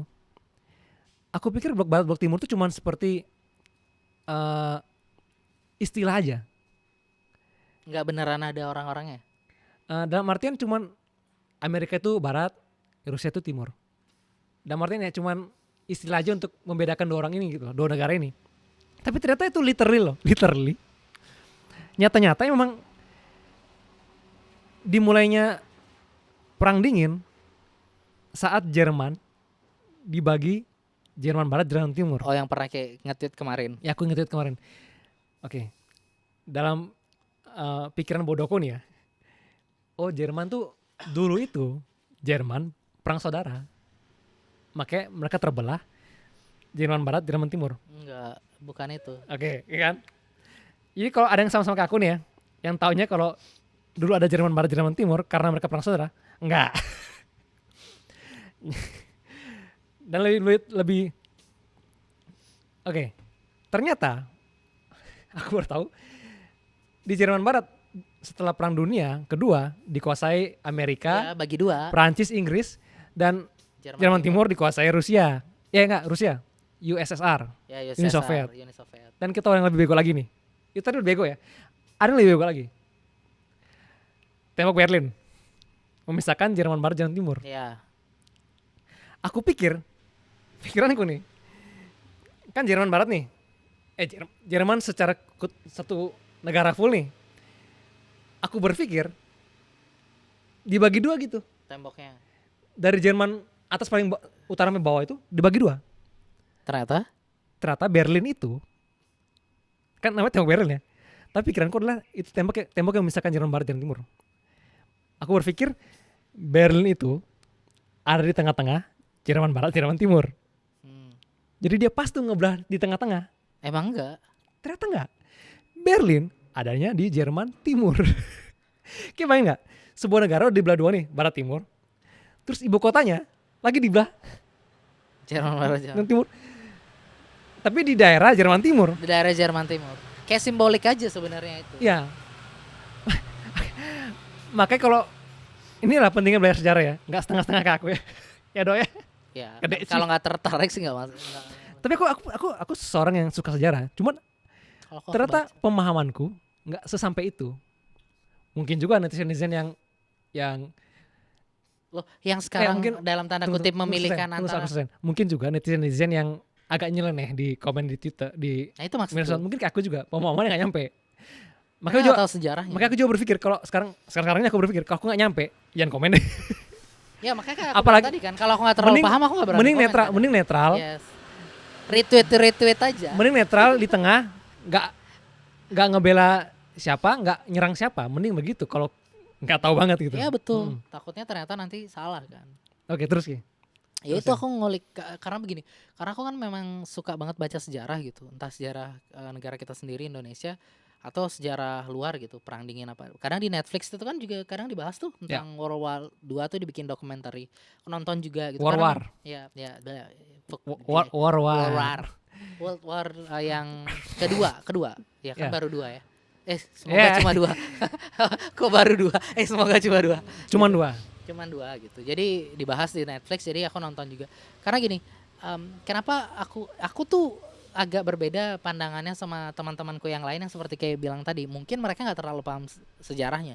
Aku tuh, oke, thank you. Aku tuh nggak terlalu yang kayak sepenuhnya memilih pro ini pro itu gitu loh. Kan sekarang orang tuh terbagi kayak aku sepakat sama Rusia, aku sepakat sama Ukraina. Kalau aku lebih kayak aku ngerti perasaannya Putin. Kenapa aku bilang aku mengerti perasaannya Putin? Di dunia ini nggak boleh ada suatu negara atau kelompok tuh yang terlalu powerful. Ya, ya betul. Nah kalau misalnya, kenapa aku bilang gitu? Contohnya gini deh, Latvia sama Lituania, Ya, itu tuh ditawarkan sama NATO untuk bergabung. Itu kan negara itu udah SSR. bergabung ya. Udah bergabung. Tapi tuh Rusia nggak komen. Kenapa dia nggak komen? Karena jauh, Eropa Ya. Utara. Tapi dia di saat momen mereka berdua nih masuk ke NATO, Latvia, Lituania, Estonia. jadi itu kan Tiga semua Uni negara. Soviet semua kan awalnya. Jadi dia bilang, take it, ambil aja. Tapi dia udah ingetin, silakan gabung. Tapi satu aja yang nggak boleh gabung, Ukraina. Dengan alasan yang jelas, dan Putin sampaikan Kita itu di kenapa dia cuma mikir Ukraina doang? ya contohnya, Karena dia tahu Belarusia kan Belarusia. oh wow nice, I love that. Kira tahu itu udah tahu aku siapin dari seminggu lalu. Iya. Dia nunggu banget supaya itu masuk loh. Dia tunggu dari tadi kapan on, karena Belarusia pasti Belarusia. Waduh, mata. Aku udah bilang, That's good. semoga ada cara masuknya. Tapi dia tungguin. Oke. Jadi kayak dia udah ngingetin dari 2008 bahwa Rusia tuh jangan kayak ganggu gitu. Karena kenapa? Ya karena memang berbatasan langsung sama dia. Makanya dia analogikan kan ke Amerika gitu. Kalau misalnya aku ajak Meksiko gabung sama aku, terus aku naruh hulu ledaknya di Yes. Meksiko, terus aku ngajak Kanada gabung sama aku, terus aku naruh hulu ledak di Kanada, kayak kesel gak? Kesel kan? Si US ini kan US. ya US. Si kepalanya NATO ini kan. Nah itu juga perasaannya si Putin gitu. Dia bilang, kayak boleh sih yang mana kayak gabungin. Jangan yang ini tuh di depan pintuku banget gitu loh. Ya. Ya kalau kita taruh hulu ledak, Ukraina gabung taruh hulu ledak kan ini. Bahkan sebenarnya kalau kayak ikutin alurnya, Rusia tuh Ukraina tuh terbagi dua, timur dan barat juga. Yes. Kalau barat tuh orang-orang yang menganggap mereka tuh European. Kami tuh orang Eropa. Apa? Bukan orang tunggu, kok jadi kayak ya mereka orang Eropa dong. Iya, Mau di barat mau maksudnya- di timur. Iya betul. Tapi dia tuh ngerasa Kesannya kayak Rusia tuh bukan orang Eropa. Iya Ya? itu, nah itu, ya itu yang kayak nggak tahu bahwa orang Uni Soviet ngerasa mereka tuh bukan orang Uni Soviet ya. Bukan orang Maksudnya Eropa. orang-orang hidup dari sejarah masa lalu itu, bahwa mereka tuh bukan orang Eropa, we are Uni Soviet. Karena dulu Eropa ini kan, Seperti orang Jakarta bilang bukan orang Jawa, padahal di Jawa. yes, exactly, betul sekali. Jadi di Eropa, di Ukraina bagian timur itu bahasanya pun agak berbeda sedikit, logatnya lebih ke Rusia. Oke. Kita tuh orang Uni Soviet. Gitu. Timurnya ini berarti yang daerah Donbas Ya ke yang sana. yang udah perang ini lagi perang. Udah perang ini, sedangkan yang barat kan Kiev dan Ya. ini. Tapi kalau kita tahu sejarahnya, USSR itu muncul dari dua kota, Moskow dan Kiev. Kievan Rus. Hah? Kita nggak itu? Nggak tahu. Oh, ntar aku masuk. Oh ya oke. Jadi makanya dulu pas awal-awal pecah juga kan kaget Rusia ketika pecah jadi negara masing-masing. Kok Ukraina punya nuklir yang banyak? Ya wajar lah. Jadi dua negara ini yang istilahnya yang megang banget USSR gitu. Karena anggaplah New York sama Washington. gudangnya nuklir Uni Soviet dulu di Ukraina, makanya Ya banyak betul banget. gitu. Jadi dia punya kedekatan secara emosional gitu loh. Nah, kenapa aku bilang nggak boleh satu negara Tapi atau kelompok? sebelum kita jauh ke situ, aku masuk dulu sejarahnya dulu nih. Hmm. Ini gila nih. 2 hari bikin makalah. Makanya sebelum ini ada juga romantisasi. Ternyata sedekat apa sih Rusia sama Ukraina? Mereka tuh dari satu daerah, satu ibu lah. Iya ya. Satu namanya Kievan Rus. Mereka tuh orang Slavia Timur. Iya. Dan di Skandinavia. ya di bukan Enggak, Skandinavia. itu Eropa Timur Skandinavia. Viking tuh. Viking. Kok Viking sih? Viking. Viking lain. Fucking shit. Itulah kalau Inggris pas-pasan ya. Iya, iya. Mau, Kayak mau, World War tadi. mau ngomong sama bangsa malah maki. World War. Jadi akhirnya mereka dari awal dari satu suku yang sama, Kievan Rus. Rusia akhirnya memutuskan untuk ngerantau sendiri, memisahkan diri, sampai akhirnya Rusia itu awalnya yang sekecil itu. Aku baru tahu loh. Ini juga geografiku kayak jelek ya. Padahal aku suka geografi loh. Aku baru sadar ternyata Rusia itulah negara terbesar di dunia. Iya ya. Gila Lebih gede nggak dari Cina kan. tuh? Gila nggak tuh? Kalau kayak lihat di peta aja emang kalau peta Eropa tuh ya dia kayaknya pool tuh dia doang di utara tuh. Tapi ini menarik loh. Kenapa Rusia bisa sampai sebesar itu? Dan kenapa Putin bisa sampai insecure? Jadi gini, Rusia itu dulu tuh sering dijajah, Chan. Dijajah Swedia Sebelum jadi USSR. jauh sebelum itu. Tahun 1700 dijajah Swedia. Tahun 1700 dijajah Prancis, Napoleon. Oh ya, Napoleon. Terus kita 2 kali dijajah sama Roma. bukan Roma. Perang Dunia Pertama, Perang Dunia oleh Jerman. Iya. Dua Hitler kali. kan powerful banget. Dan kita kenapa? Itulah sebabnya karena dia sering dijajah. Karena tata letak ini juga keren loh. Kita belajar sejarah, kita harus belajar geografi juga.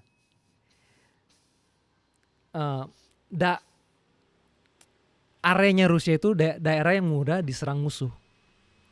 Khususnya arah barat Rusia. Barat Rusia adalah negara-negara bekasnya USSR, negara-negara anggotanya PEC Warsawa, dan paling barat ya negara-negara seperti Jerman, Prancis dan segala macam. Nah, ada jalur namanya, Chan. Ini gila. Kayak kalian dengerin bisa bilang, "Kling, orang ini pintar kali sih." Padahal enggak, ini cuma modal baca aja kemarin. That's good. Kita tahu kan, kalau teman-teman boleh buka peta deh.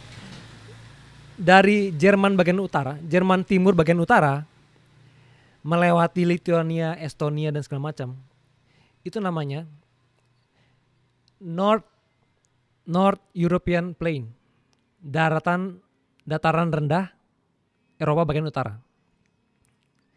Itu adalah celah kecil masuknya Swedia, Jerman, dan lain-lain yang dulu di zamannya Perang zaman dulu. ya zaman 1600-an itu Rusia selalu kecolongan di situ. Lewat jalur itu. Karena di bagian selatannya itu ketutupan gunung. Jadi nggak kelihatan kalau Gunung. mereka lewat situ. Ya, kayak emang susah ya mungkin orang kalau mau perang bawa alat-alat perang lewat gunung kayak susah ya. Susah. Kalau dia bawa tank kan Ya kan nggak mungkin. Gunung itu adalah gunung, aduh aku lupa nama gunungnya. Karpias apa pokoknya. Kaspian. Nah pokoknya akhirnya Rusia memutuskan yang awalnya mereka kecil banget, kita harus ngejajah nih, kita harus nyerang, kita harus ekspansi wilayah kita. Akhirnya dia nguasain itu USSR itu, Chen. Jadilah Uni Soviet. Jadi, Chen, karena kalau celah itu udah tembus masuk ke, kita tahu Rusia itu gede banget ya. Bagian timurnya itu sepi orang. Pusat apa? Demografinya Bagian barat nggak masuk? bagian barat, Moskow, Saint Petersburg, itu semua di barat, Chen. Iya betul. Dan itu yang paling pertama kehantam. Kalau Ukraina Lepas ke NATO. lepas ke NATO, itu akan terbuka, Chen. Karena kalau masih ada Ukraina, Belarusia, Lithuania dan segala macam, masih USSR plus ini aku bilang plus. Terakhir sempat bilang Warsaw Pact. Pact Warsaw itu adalah negara-negara yang bukan Uni Soviet, tapi mereka satu paham gitu sama Ya, Pakta Warsawa kan? Pakta Warsawa itu. Negara-negara itu jadi bentengnya dia. Jadi kalau NATO mau nyerang, susah nih dia nembus negara-negara netral Iya, ini. Jerman, Prancis dan kawan-kawan Inggris itu kan susah lewatnya. Karena mungkin ada perjanjian gitu. Kalau kita mau perang, kita jangan lewat Iya, iya. daerah-daerah netral. Iya. Tapi sekarang Kroasia segala macam tuh, Ceko udah bergabung NATO.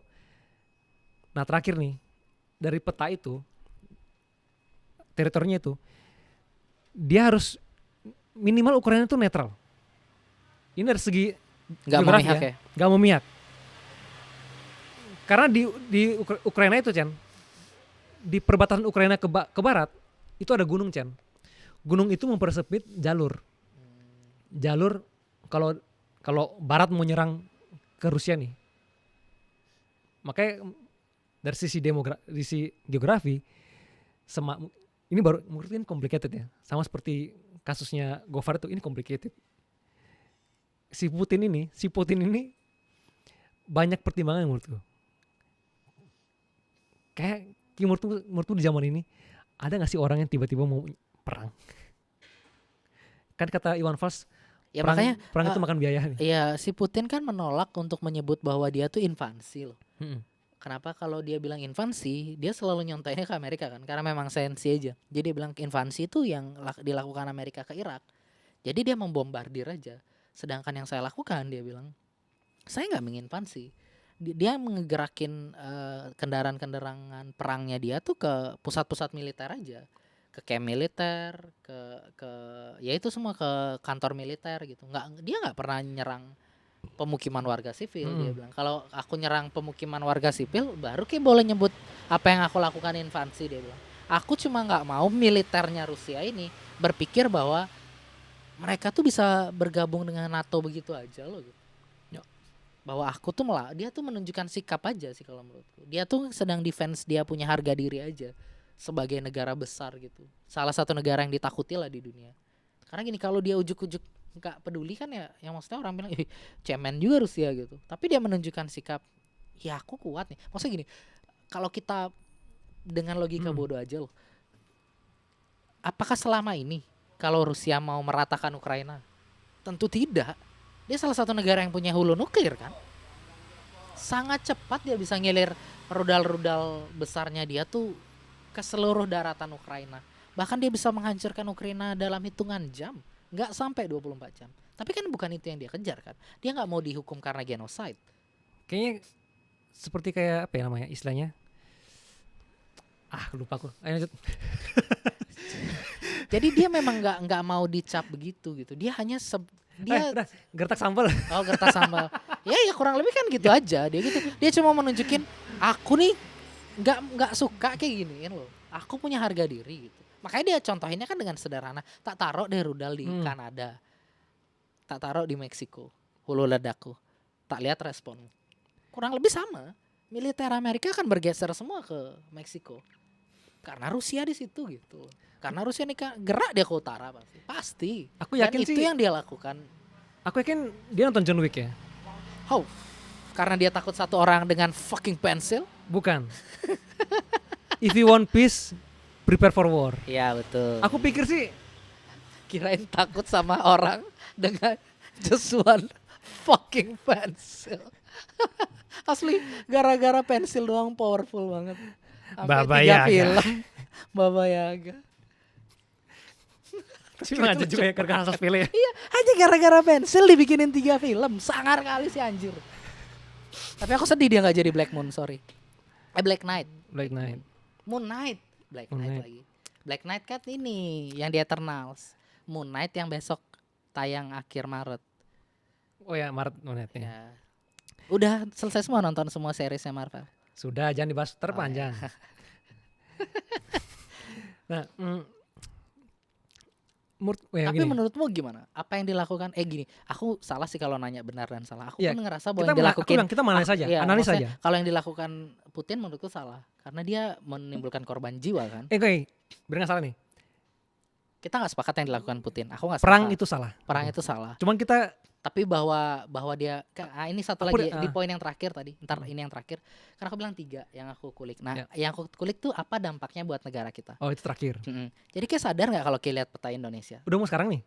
Enggak, ini yang 3 hal yang aku kulik tadi. Setelah itu kayak nggak apa-apa. Maksudnya kayak tapi kayak yang itu seru di terakhir deh. Oh ya udah kalau gitu. Wow.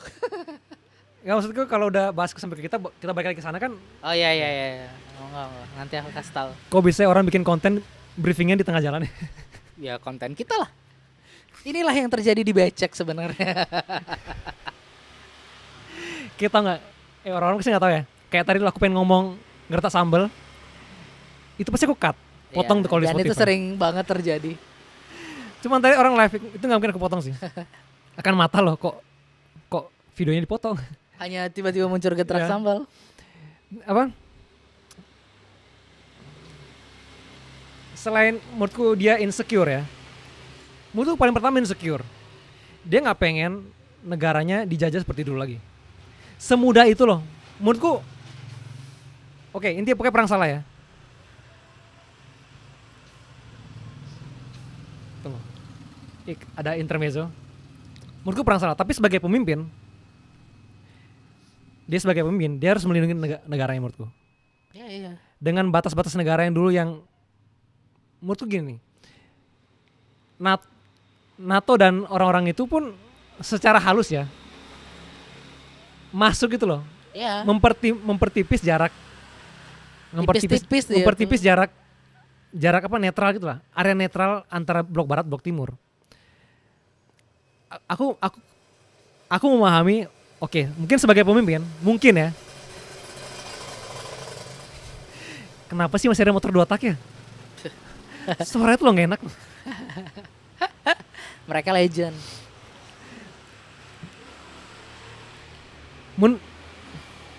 Oke.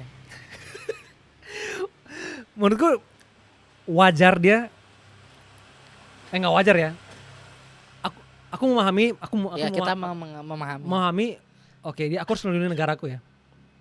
Karena yang aku baca pergerakan dari barat nih udah mulai mendekati banget nih. Iya, tipis-tipis ya. Udah mulai, kalau Ukraina masuk itu udah batas timur barat udah nggak ada. Iya. Udah nggak ada lagi si netral di negara-negara netral di tengah antara mereka tuh udah nggak ada.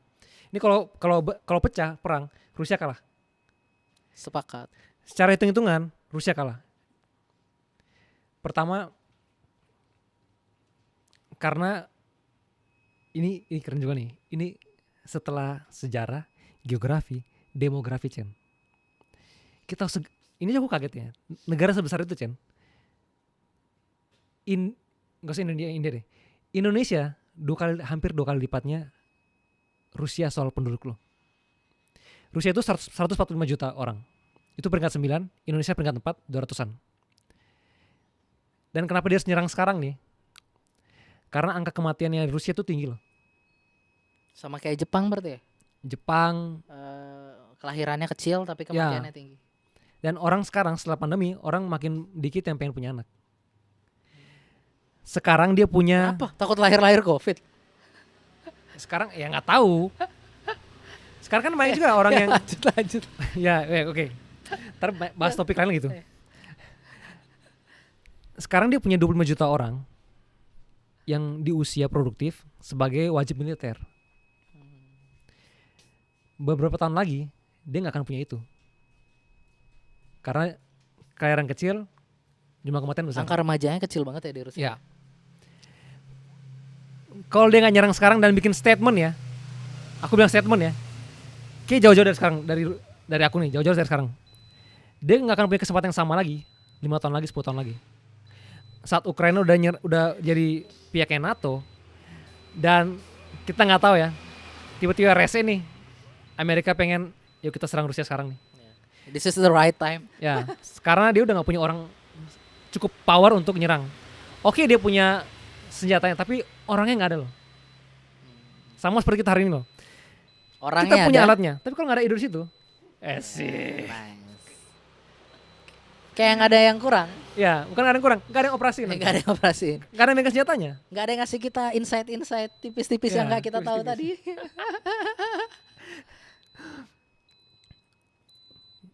tadi.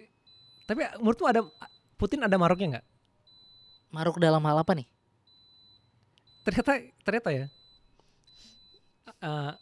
ada pulau di bawahnya Ukraina itu yang dulu dikasih. Jadi Rusia tuh kan saat pecah, Ukraina apa merdeka, dikasih merdeka ya, Ukraina kasih merdeka. Dia juga ngasih sebuah pulau di bawahnya Ukraina tuh, Pulau Crimea. Kira dengar nggak itu? Pernah dengar tapi di mitologi. Hah? Jadi kisah dongeng. Oke. Dan Crimea. ternyata dongeng itu ada. Ada. Pulau Crimea itu Ternyata ada. Crimea beneran ada. Ada. Aku juga kaget. Crimea ini walaupun gak manis ya. Krim, wow, nice. Oke. Tetap harus berusaha ada jokesnya, harus biar serius tetap masuk. Nah, 2014 Crimea tuh diinvasi. Ya.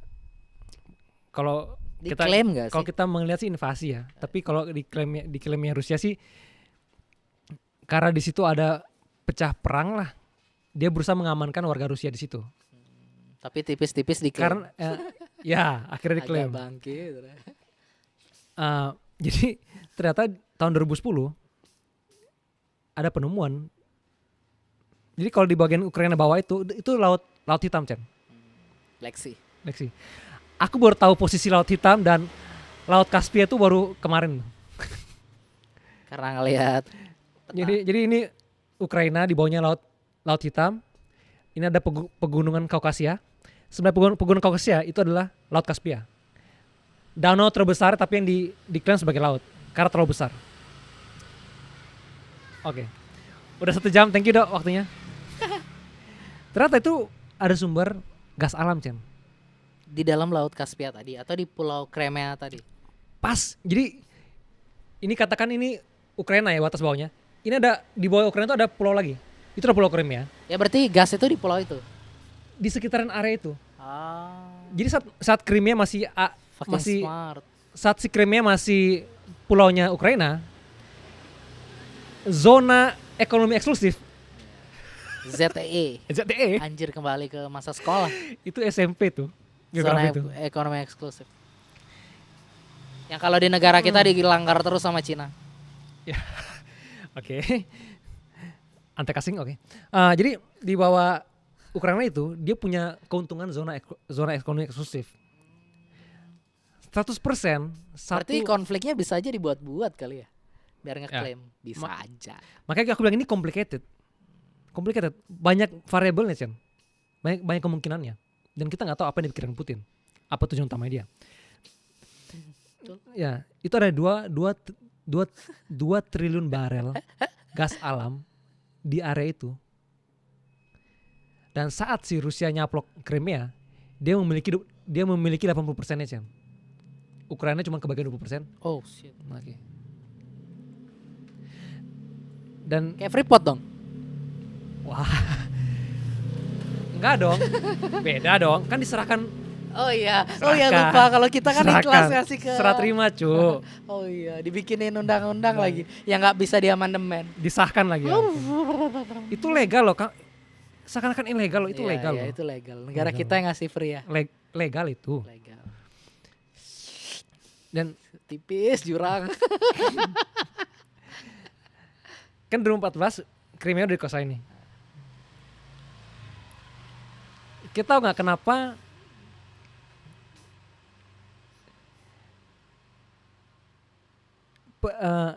jadi ini daerah Donbas itu di timurnya Ukraina itu juga ternyata juga mengandung gas alam, Jen. Iya, makanya penghasil gas tertinggi kan Rusia tuh. Banyak banget ya. Di timurnya Ukraina. Oh, timurnya Ukraina. Aku jadi berpikir, aku salah ngomong kali ya. Timurnya Ukraina itu ternyata juga itu, Jen.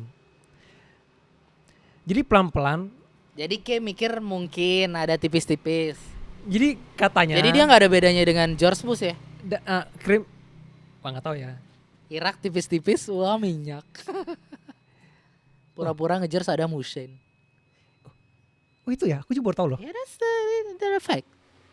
Nah ternyata taktiknya Crimea itu, cara si Putin nguasain Crimea sama Donbas ini dengan migrasi orang-orang Rusia. Jadi orang-orang Rusia itu asli Rusia dipindahkan mereka ke area Ukraina ini. Orang Rusia dijadikan warga negara Ukraina. Nah sekarang alasannya aku ini lagi melindungi warga negaraku nih. Ada orang-orang Rusia yang lagi terancam nih di Ukraina nih. Maka aku masuk sini nih. Dengan dalil awalnya menyelamatkan warga negara Rusia. Dalih. Akhirnya masuk ke teritori negara lawan. Seru juga ya. Seru Cuk.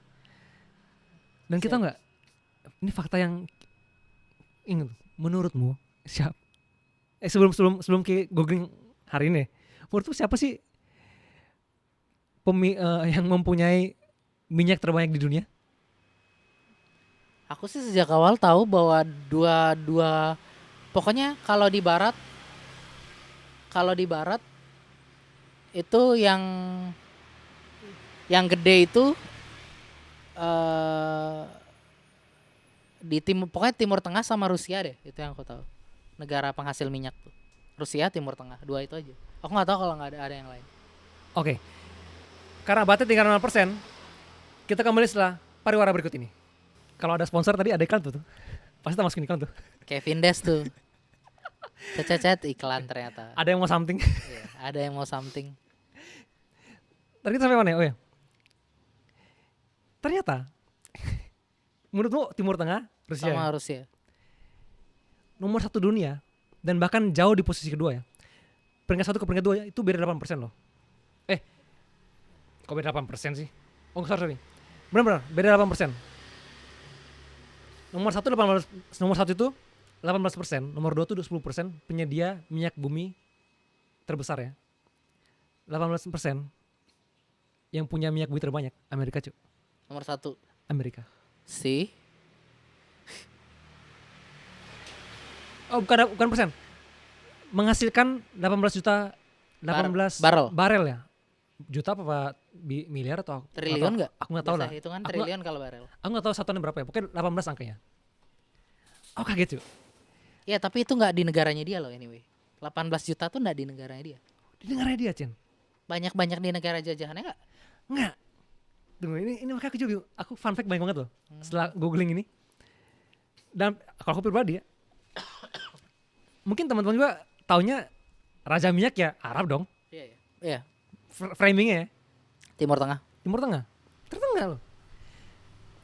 74% itu dari 5 negara bagian Amerika. Yang terbesarnya Texas. Penyedia minyak bumi terbesarnya Amerika tuh dari Texas. Tapi anehnya juga gini Chan. Dia emang terbesar 18 juta barel per tahun ya. Tapi konsumsi dia juga terbesar. Nomor 2 Cina. Spendnya juga banyak ya. Dia ngasih 18 juta. Dia konsumsi 20 jutaan. Oh tetap minus. Makanya itu mungkin dia masih butuh minyak dari negara lain. Yang dia jajah. Ya nggak tahu. Aku sih nggak bilang gitu ya. Aku masih pengen ke New York. Aku sih enggak ya. Raja Ampat the best. Ya oke. Orang-orang beda pilihan nggak apa-apa. Iya ya beda pilihan. Enggak, nomor 1 Manchester dong. Oh gitu. Glory. Yes, aku juga bingung. Aku Kenapa jadi ke Raja Ampat? referensi luar negeri kok dia ngasih ke dalam negeri. Aku juga pengen sih ke Raja Ampat sebenarnya. Iya. Tiketnya lebih mahal dari Singapura. Jadi gitu. Oke. Ya, dan segedenya Rusia itu Chan. Dan teman-teman. Rusia itu punya Rusia itu segede itu ya. Emang segede beruang sih. Kalau lihat peta, emang kayak beruang Cuk. Kayak beruang tidur. Iya. Dia dijuluki negara Iya. beruang apa? Negara apa Dok? Beruang merah ya? Rusia tuh dijuluki negara apa? Beruang merah. Ya ternyata Edo kurang. Jadi aku juga baru tahu loh Siberia itu di mana. Kita Siberia di mana nggak? Siberia. Itu sebuah negara kan? Atau di Rusia? Di Rusia Cuk. Kita banyak nggak taunya. Iya ya. Aku terutama sih aku banyak nggak taunya. Aku nggak terlalu tahu nama kota, tapi kalau sejarah tahu. Ini perang sama ini tahun ini. Aku tahu Siberian Husky dong. Siapa yang? Anjing.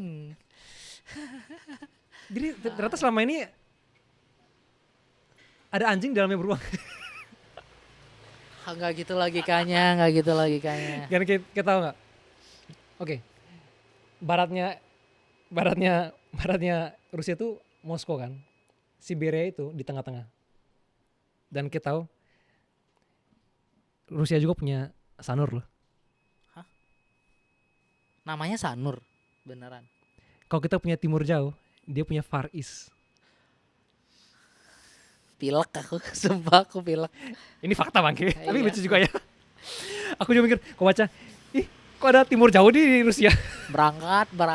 Tapi emang secara textbook emang dibilangnya daerah Far East. Kenapa? Dan ini juga aku bilang ini secara geografi ya. Oke. Kenapa Rusia nggak kita tahu kenapa dia nggak khawatir dengan daerah barat? Karena itu mostly pegunungan dan Laut Atlantik. Utaranya Laut Arktik. Iya Laut Arktik. Siapa mau beku di situ? Oh siapa mau perang di sana Siapa repot. perang? Iya. Paling mereka buang sampah aja di situ. Make sense ya jadinya. Kalau Make dia sense. mempertahanin area timur ya. Iya karena dari situ aja mereka bisa diserang kan. Terus di tengahnya lagi, Siberia itu tengah Sian. Dan Siberia itu adalah penghasil terbesarnya minyaknya Minyaknya Rusia. situ. Nice. Itu terjaga oleh ada pegunungan Ural. Oh Jadi- tahu aku di Lord of the Ah. Ring ada tuh. Oh ada ya? Ternyata tuh nyata ya, nggak dongeng ya. Ya tipis-tipis lah. Nah makanya, Middle Earth tuh ada curiga. nah jadi Moskow ditutup. Jadi yang aku tadi bilang itu Chan, dataran rendah itu berakhir di daerah bagian Rusia Timur. Area minyaknya dia yang paling besar itu terhalang gunung. Itu kenapa dia menurutku dia kekeh banget. Akhirnya dia kekeh banget. Dan kalau mikirin ini aku juga takutnya itu loh. Asik, masuk. Setelah aku sadar Chan, aku tadi lama bicara kok. Karena habis ini kayak kan lama bicara nih. Kok aku? Yang kita takutin apa? Ini ada posisi yang sangat mengkancingkan diri kita nih Chan. Mengkancingkan dunia. Sebenarnya Rusia ini pun menurutku di satu langkah yang aku udah maju gak bisa mundur lagi nih. Iya. Take it or leave it. Ya. Dan Ukraina kalau mau selamat dia harus gabung NATO. Sekarang bola panasnya di NATO nih. Tapi NATO nggak gerak-gerak masalahnya. Aku nggak tahu ya. Entah dia nggak ngambil sikap. dia nggak mau perang atau gimana. Ya. Tapi karena prinsipnya adalah NATO kan bergerak kalau negara anggotanya diserang. Soalnya gini, kan isu yang beredar itu. Aku udah boleh masuk nggak nih? Belum. Aku kan tipis habis itu kita dengan topikmu yang terakhir itu. Orang lagi-lagi briefing kok dikasih tahu ya. Kan orang jadi tahu mau ngomong apa. Ya nggak apa-apa. Nggak kan. Nah. Aku nggak mau cut nih, capek cu. Males ngedit.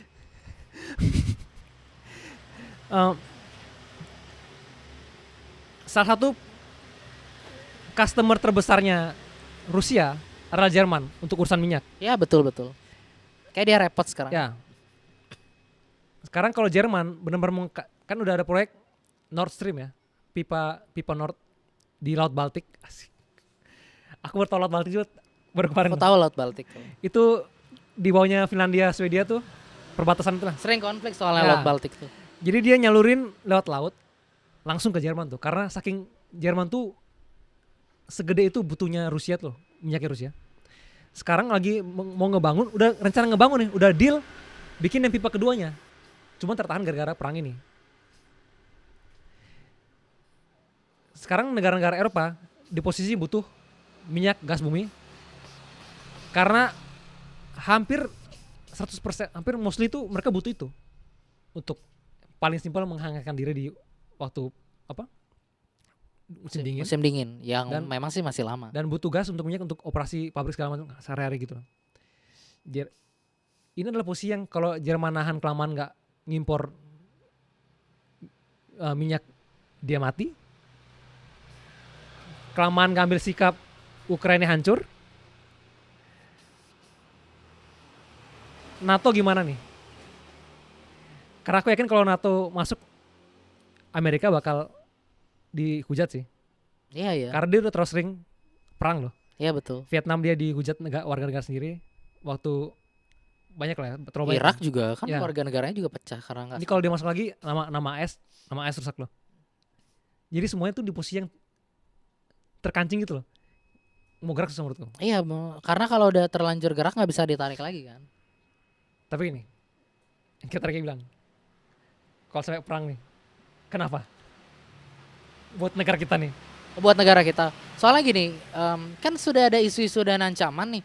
Kalau misalnya ketika NATO memutuskan untuk, kan segini, faktanya memang Ukraina tuh belum gabung kan. Dia baru mendaftar tapi belum di-approve. Masih di waiting list lah. Tapi dari waiting list itu aja, sudah muncul kekesalannya Putin gitu. Terjadilah konflik yang sekarang.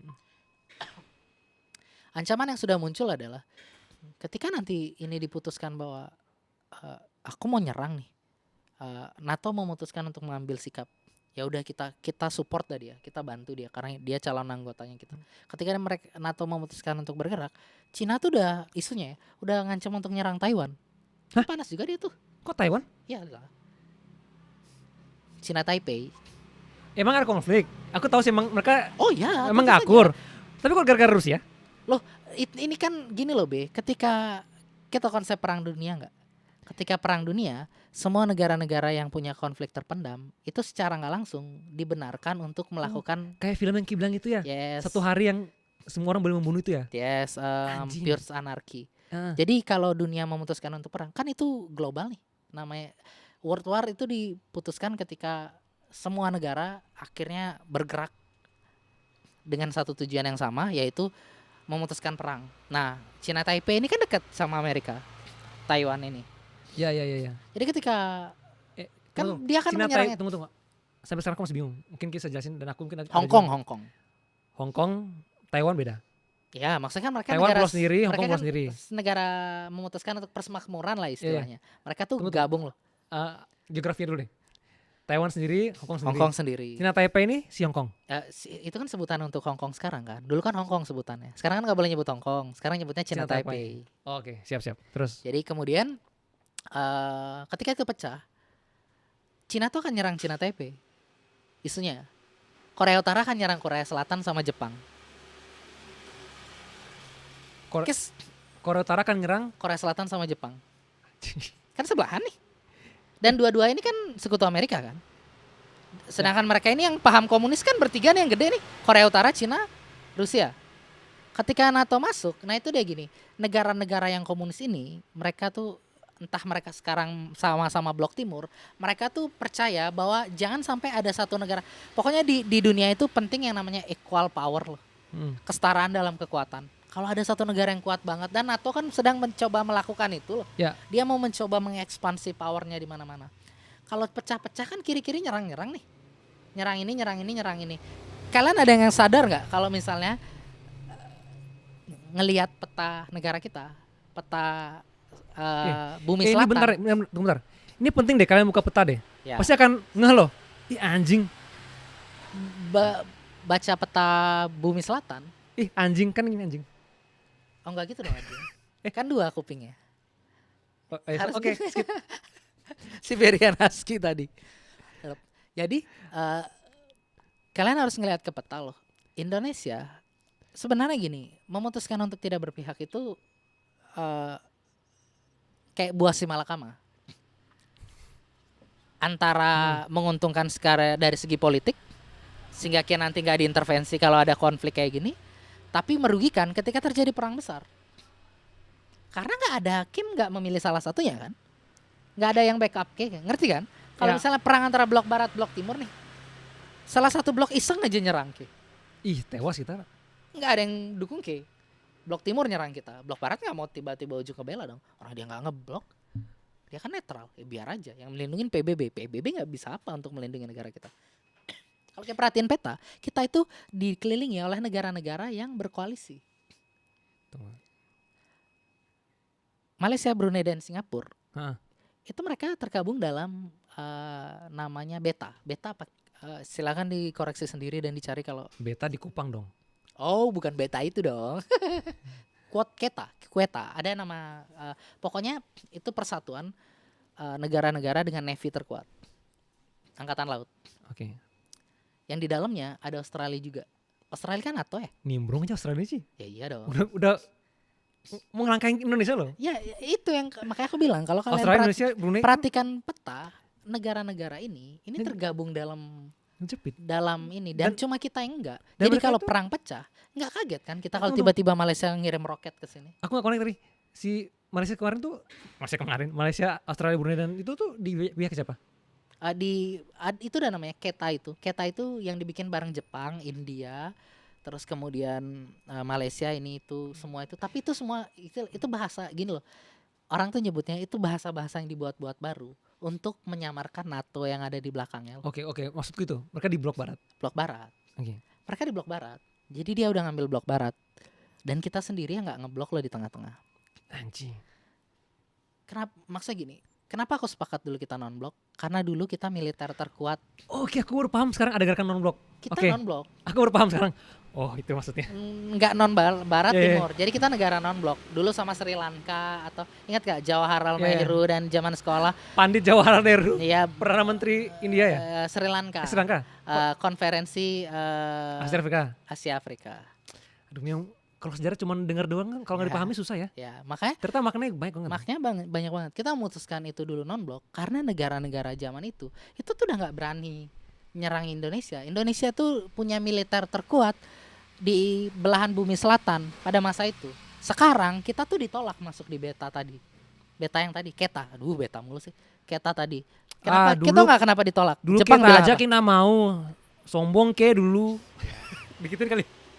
Jadi Indonesia ikut pertemuannya di Menhan, kita ikut, Menteri Luar Negeri ikut. Kita tuh ditolak ikut masuk Keta. Alasannya, kita tahu nggak mereka bilang apa?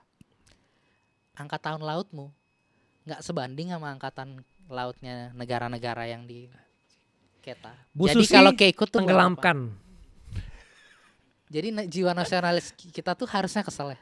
Segitu kita direndahkan angkatan laut kita. Padahal kita tuh negara maritim. Iya Ketika loh. memutuskan untuk turun dan berperang negara kita tuh harus kuat di laut dulu. Kenapa dari zaman dulu kalau lihat kita sejarah tarik terlalu jauh Negara ke belakang, maritim. bukan hanya negara maritim, Ratu Kalinyamat itu pernah Aduh, membuat pernah denger cuman lupa apa ceritanya. ceritanya suatu masa ada ratu tuh dari daerah Kali. bukan Jepara. Oke. Ratu dari Jepara yang melindungi dua daerah masuknya negara-negara lain, Aceh dan Maluku. Kan dulu dua pelabuhan gede, Maluku, Jepara di mana nih? Jepara, Jawa Tengah. Kan Maluku, Aceh, Jepara di bawah. Ya, that's the point. Saking si kuatnya Ratu Kalinyamat ini, baca deh ntar tentang dia. Jadi dia punya militer angkatan laut terkuat yang pernah ada. Jadi di salah satu buku yang ditulis oleh sejarawan Portugis, dia bilang kayak gini. Untuk pertama kalinya dalam hidup aku ngelihat kapal perang. Itu tahun di bawah tahun 400-an 500-an loh. 1400-an. Pokoknya zaman ratu-ratu Kendedes Kenarok gitu loh. Itu ada kapal perang dari kayu segede kapal induk. Yang buat Ratu Kalinyamat. Dia ngirim, Portugis gentar di Maluku, Belanda gentar di Banda Aceh. Anjir. Di zaman itu, selegendnya itu si Ratu Kalinyamat itu. Kok bisa buat kapal segede itu? Karena dia udah tahu bahwa kita tuh negara laut, Harus kuat di situ. militer laut kita harus kuat. Tapi berani-beraninya si Admiral Jepang bilang bahwa kita nggak bisa gabung Keta karena kita tahu nggak berapa jumlah kapal perang lautnya kita? Berapa, Chen? 7. Hah? 7. Yang mengcover dari Sabang sampai Merauke. Gimana? Kapal apa nih? Kapal perang angkatan laut kita. Kapal perang seperti apa ya? Kapal perang gede yang kayak namanya Dewa Ruci. Kalau Dewa Ruci kan yang kapal kayu itu yang keliling dunia. Tapi yang literally kapal perang gitu harusnya kan berapa ya? keleng bangke. Malaysia aja punya ratusan, Singapura kita punya 7. 7. Leng, 7. Kita tahu 7 perbandingannya nih jauh ya? 7 nih ya. 7 nih. Nih 1 2 3 4 5 6 7. Yang kalau misalnya kita diserang aja sama negara lain, kalau dia random aja nyerangnya biar kita kesel ya. Nyerang Papua, Kalimantan ini 7-7-nya tuh pusing loh. Mecahnya. Siapa mau tabelan? Iya. Kemana aku defense nih? Jadi kalau mengajak Indonesia nih nggak ada benefitnya. Ya makanya kan Jepang bilang kayak gitu. Ngapain? Angkatan lautmu tuh kecil. Tapi kita punya, kita tuh selalu unggul tuh di individunya. Kita punya tentara angkatan laut terkuat di dunia. Kopaska. komando pasukan katak itu kan. Berarti kebalikannya. Jadi Kalau Rusia tadi punya alat tapi nggak punya orang, kita kita punya punya alat, orang punya orang tapi nggak punya nggak alat. punya alat. Aduh. Orang kita Sukhoi ya nggak nyampe 10, 11 apa 12 punya. Terus Gila. kalau Korea Utara nyerang pakai 300, Sukhoi Siapa kemarin yang saya mati di sini? Rame Kim Jong Un mati nih. Siapa yang saya mati? Nih aku kirimin 300 pesawat ke Indonesia dan kita balasnya dengan 12. Kita bisa, negara kita kuat, cinta tanah air. Biarpun 12 kapal mati, kita bisa bertahan. Mati dah kayak ber-12. Bambu runcing.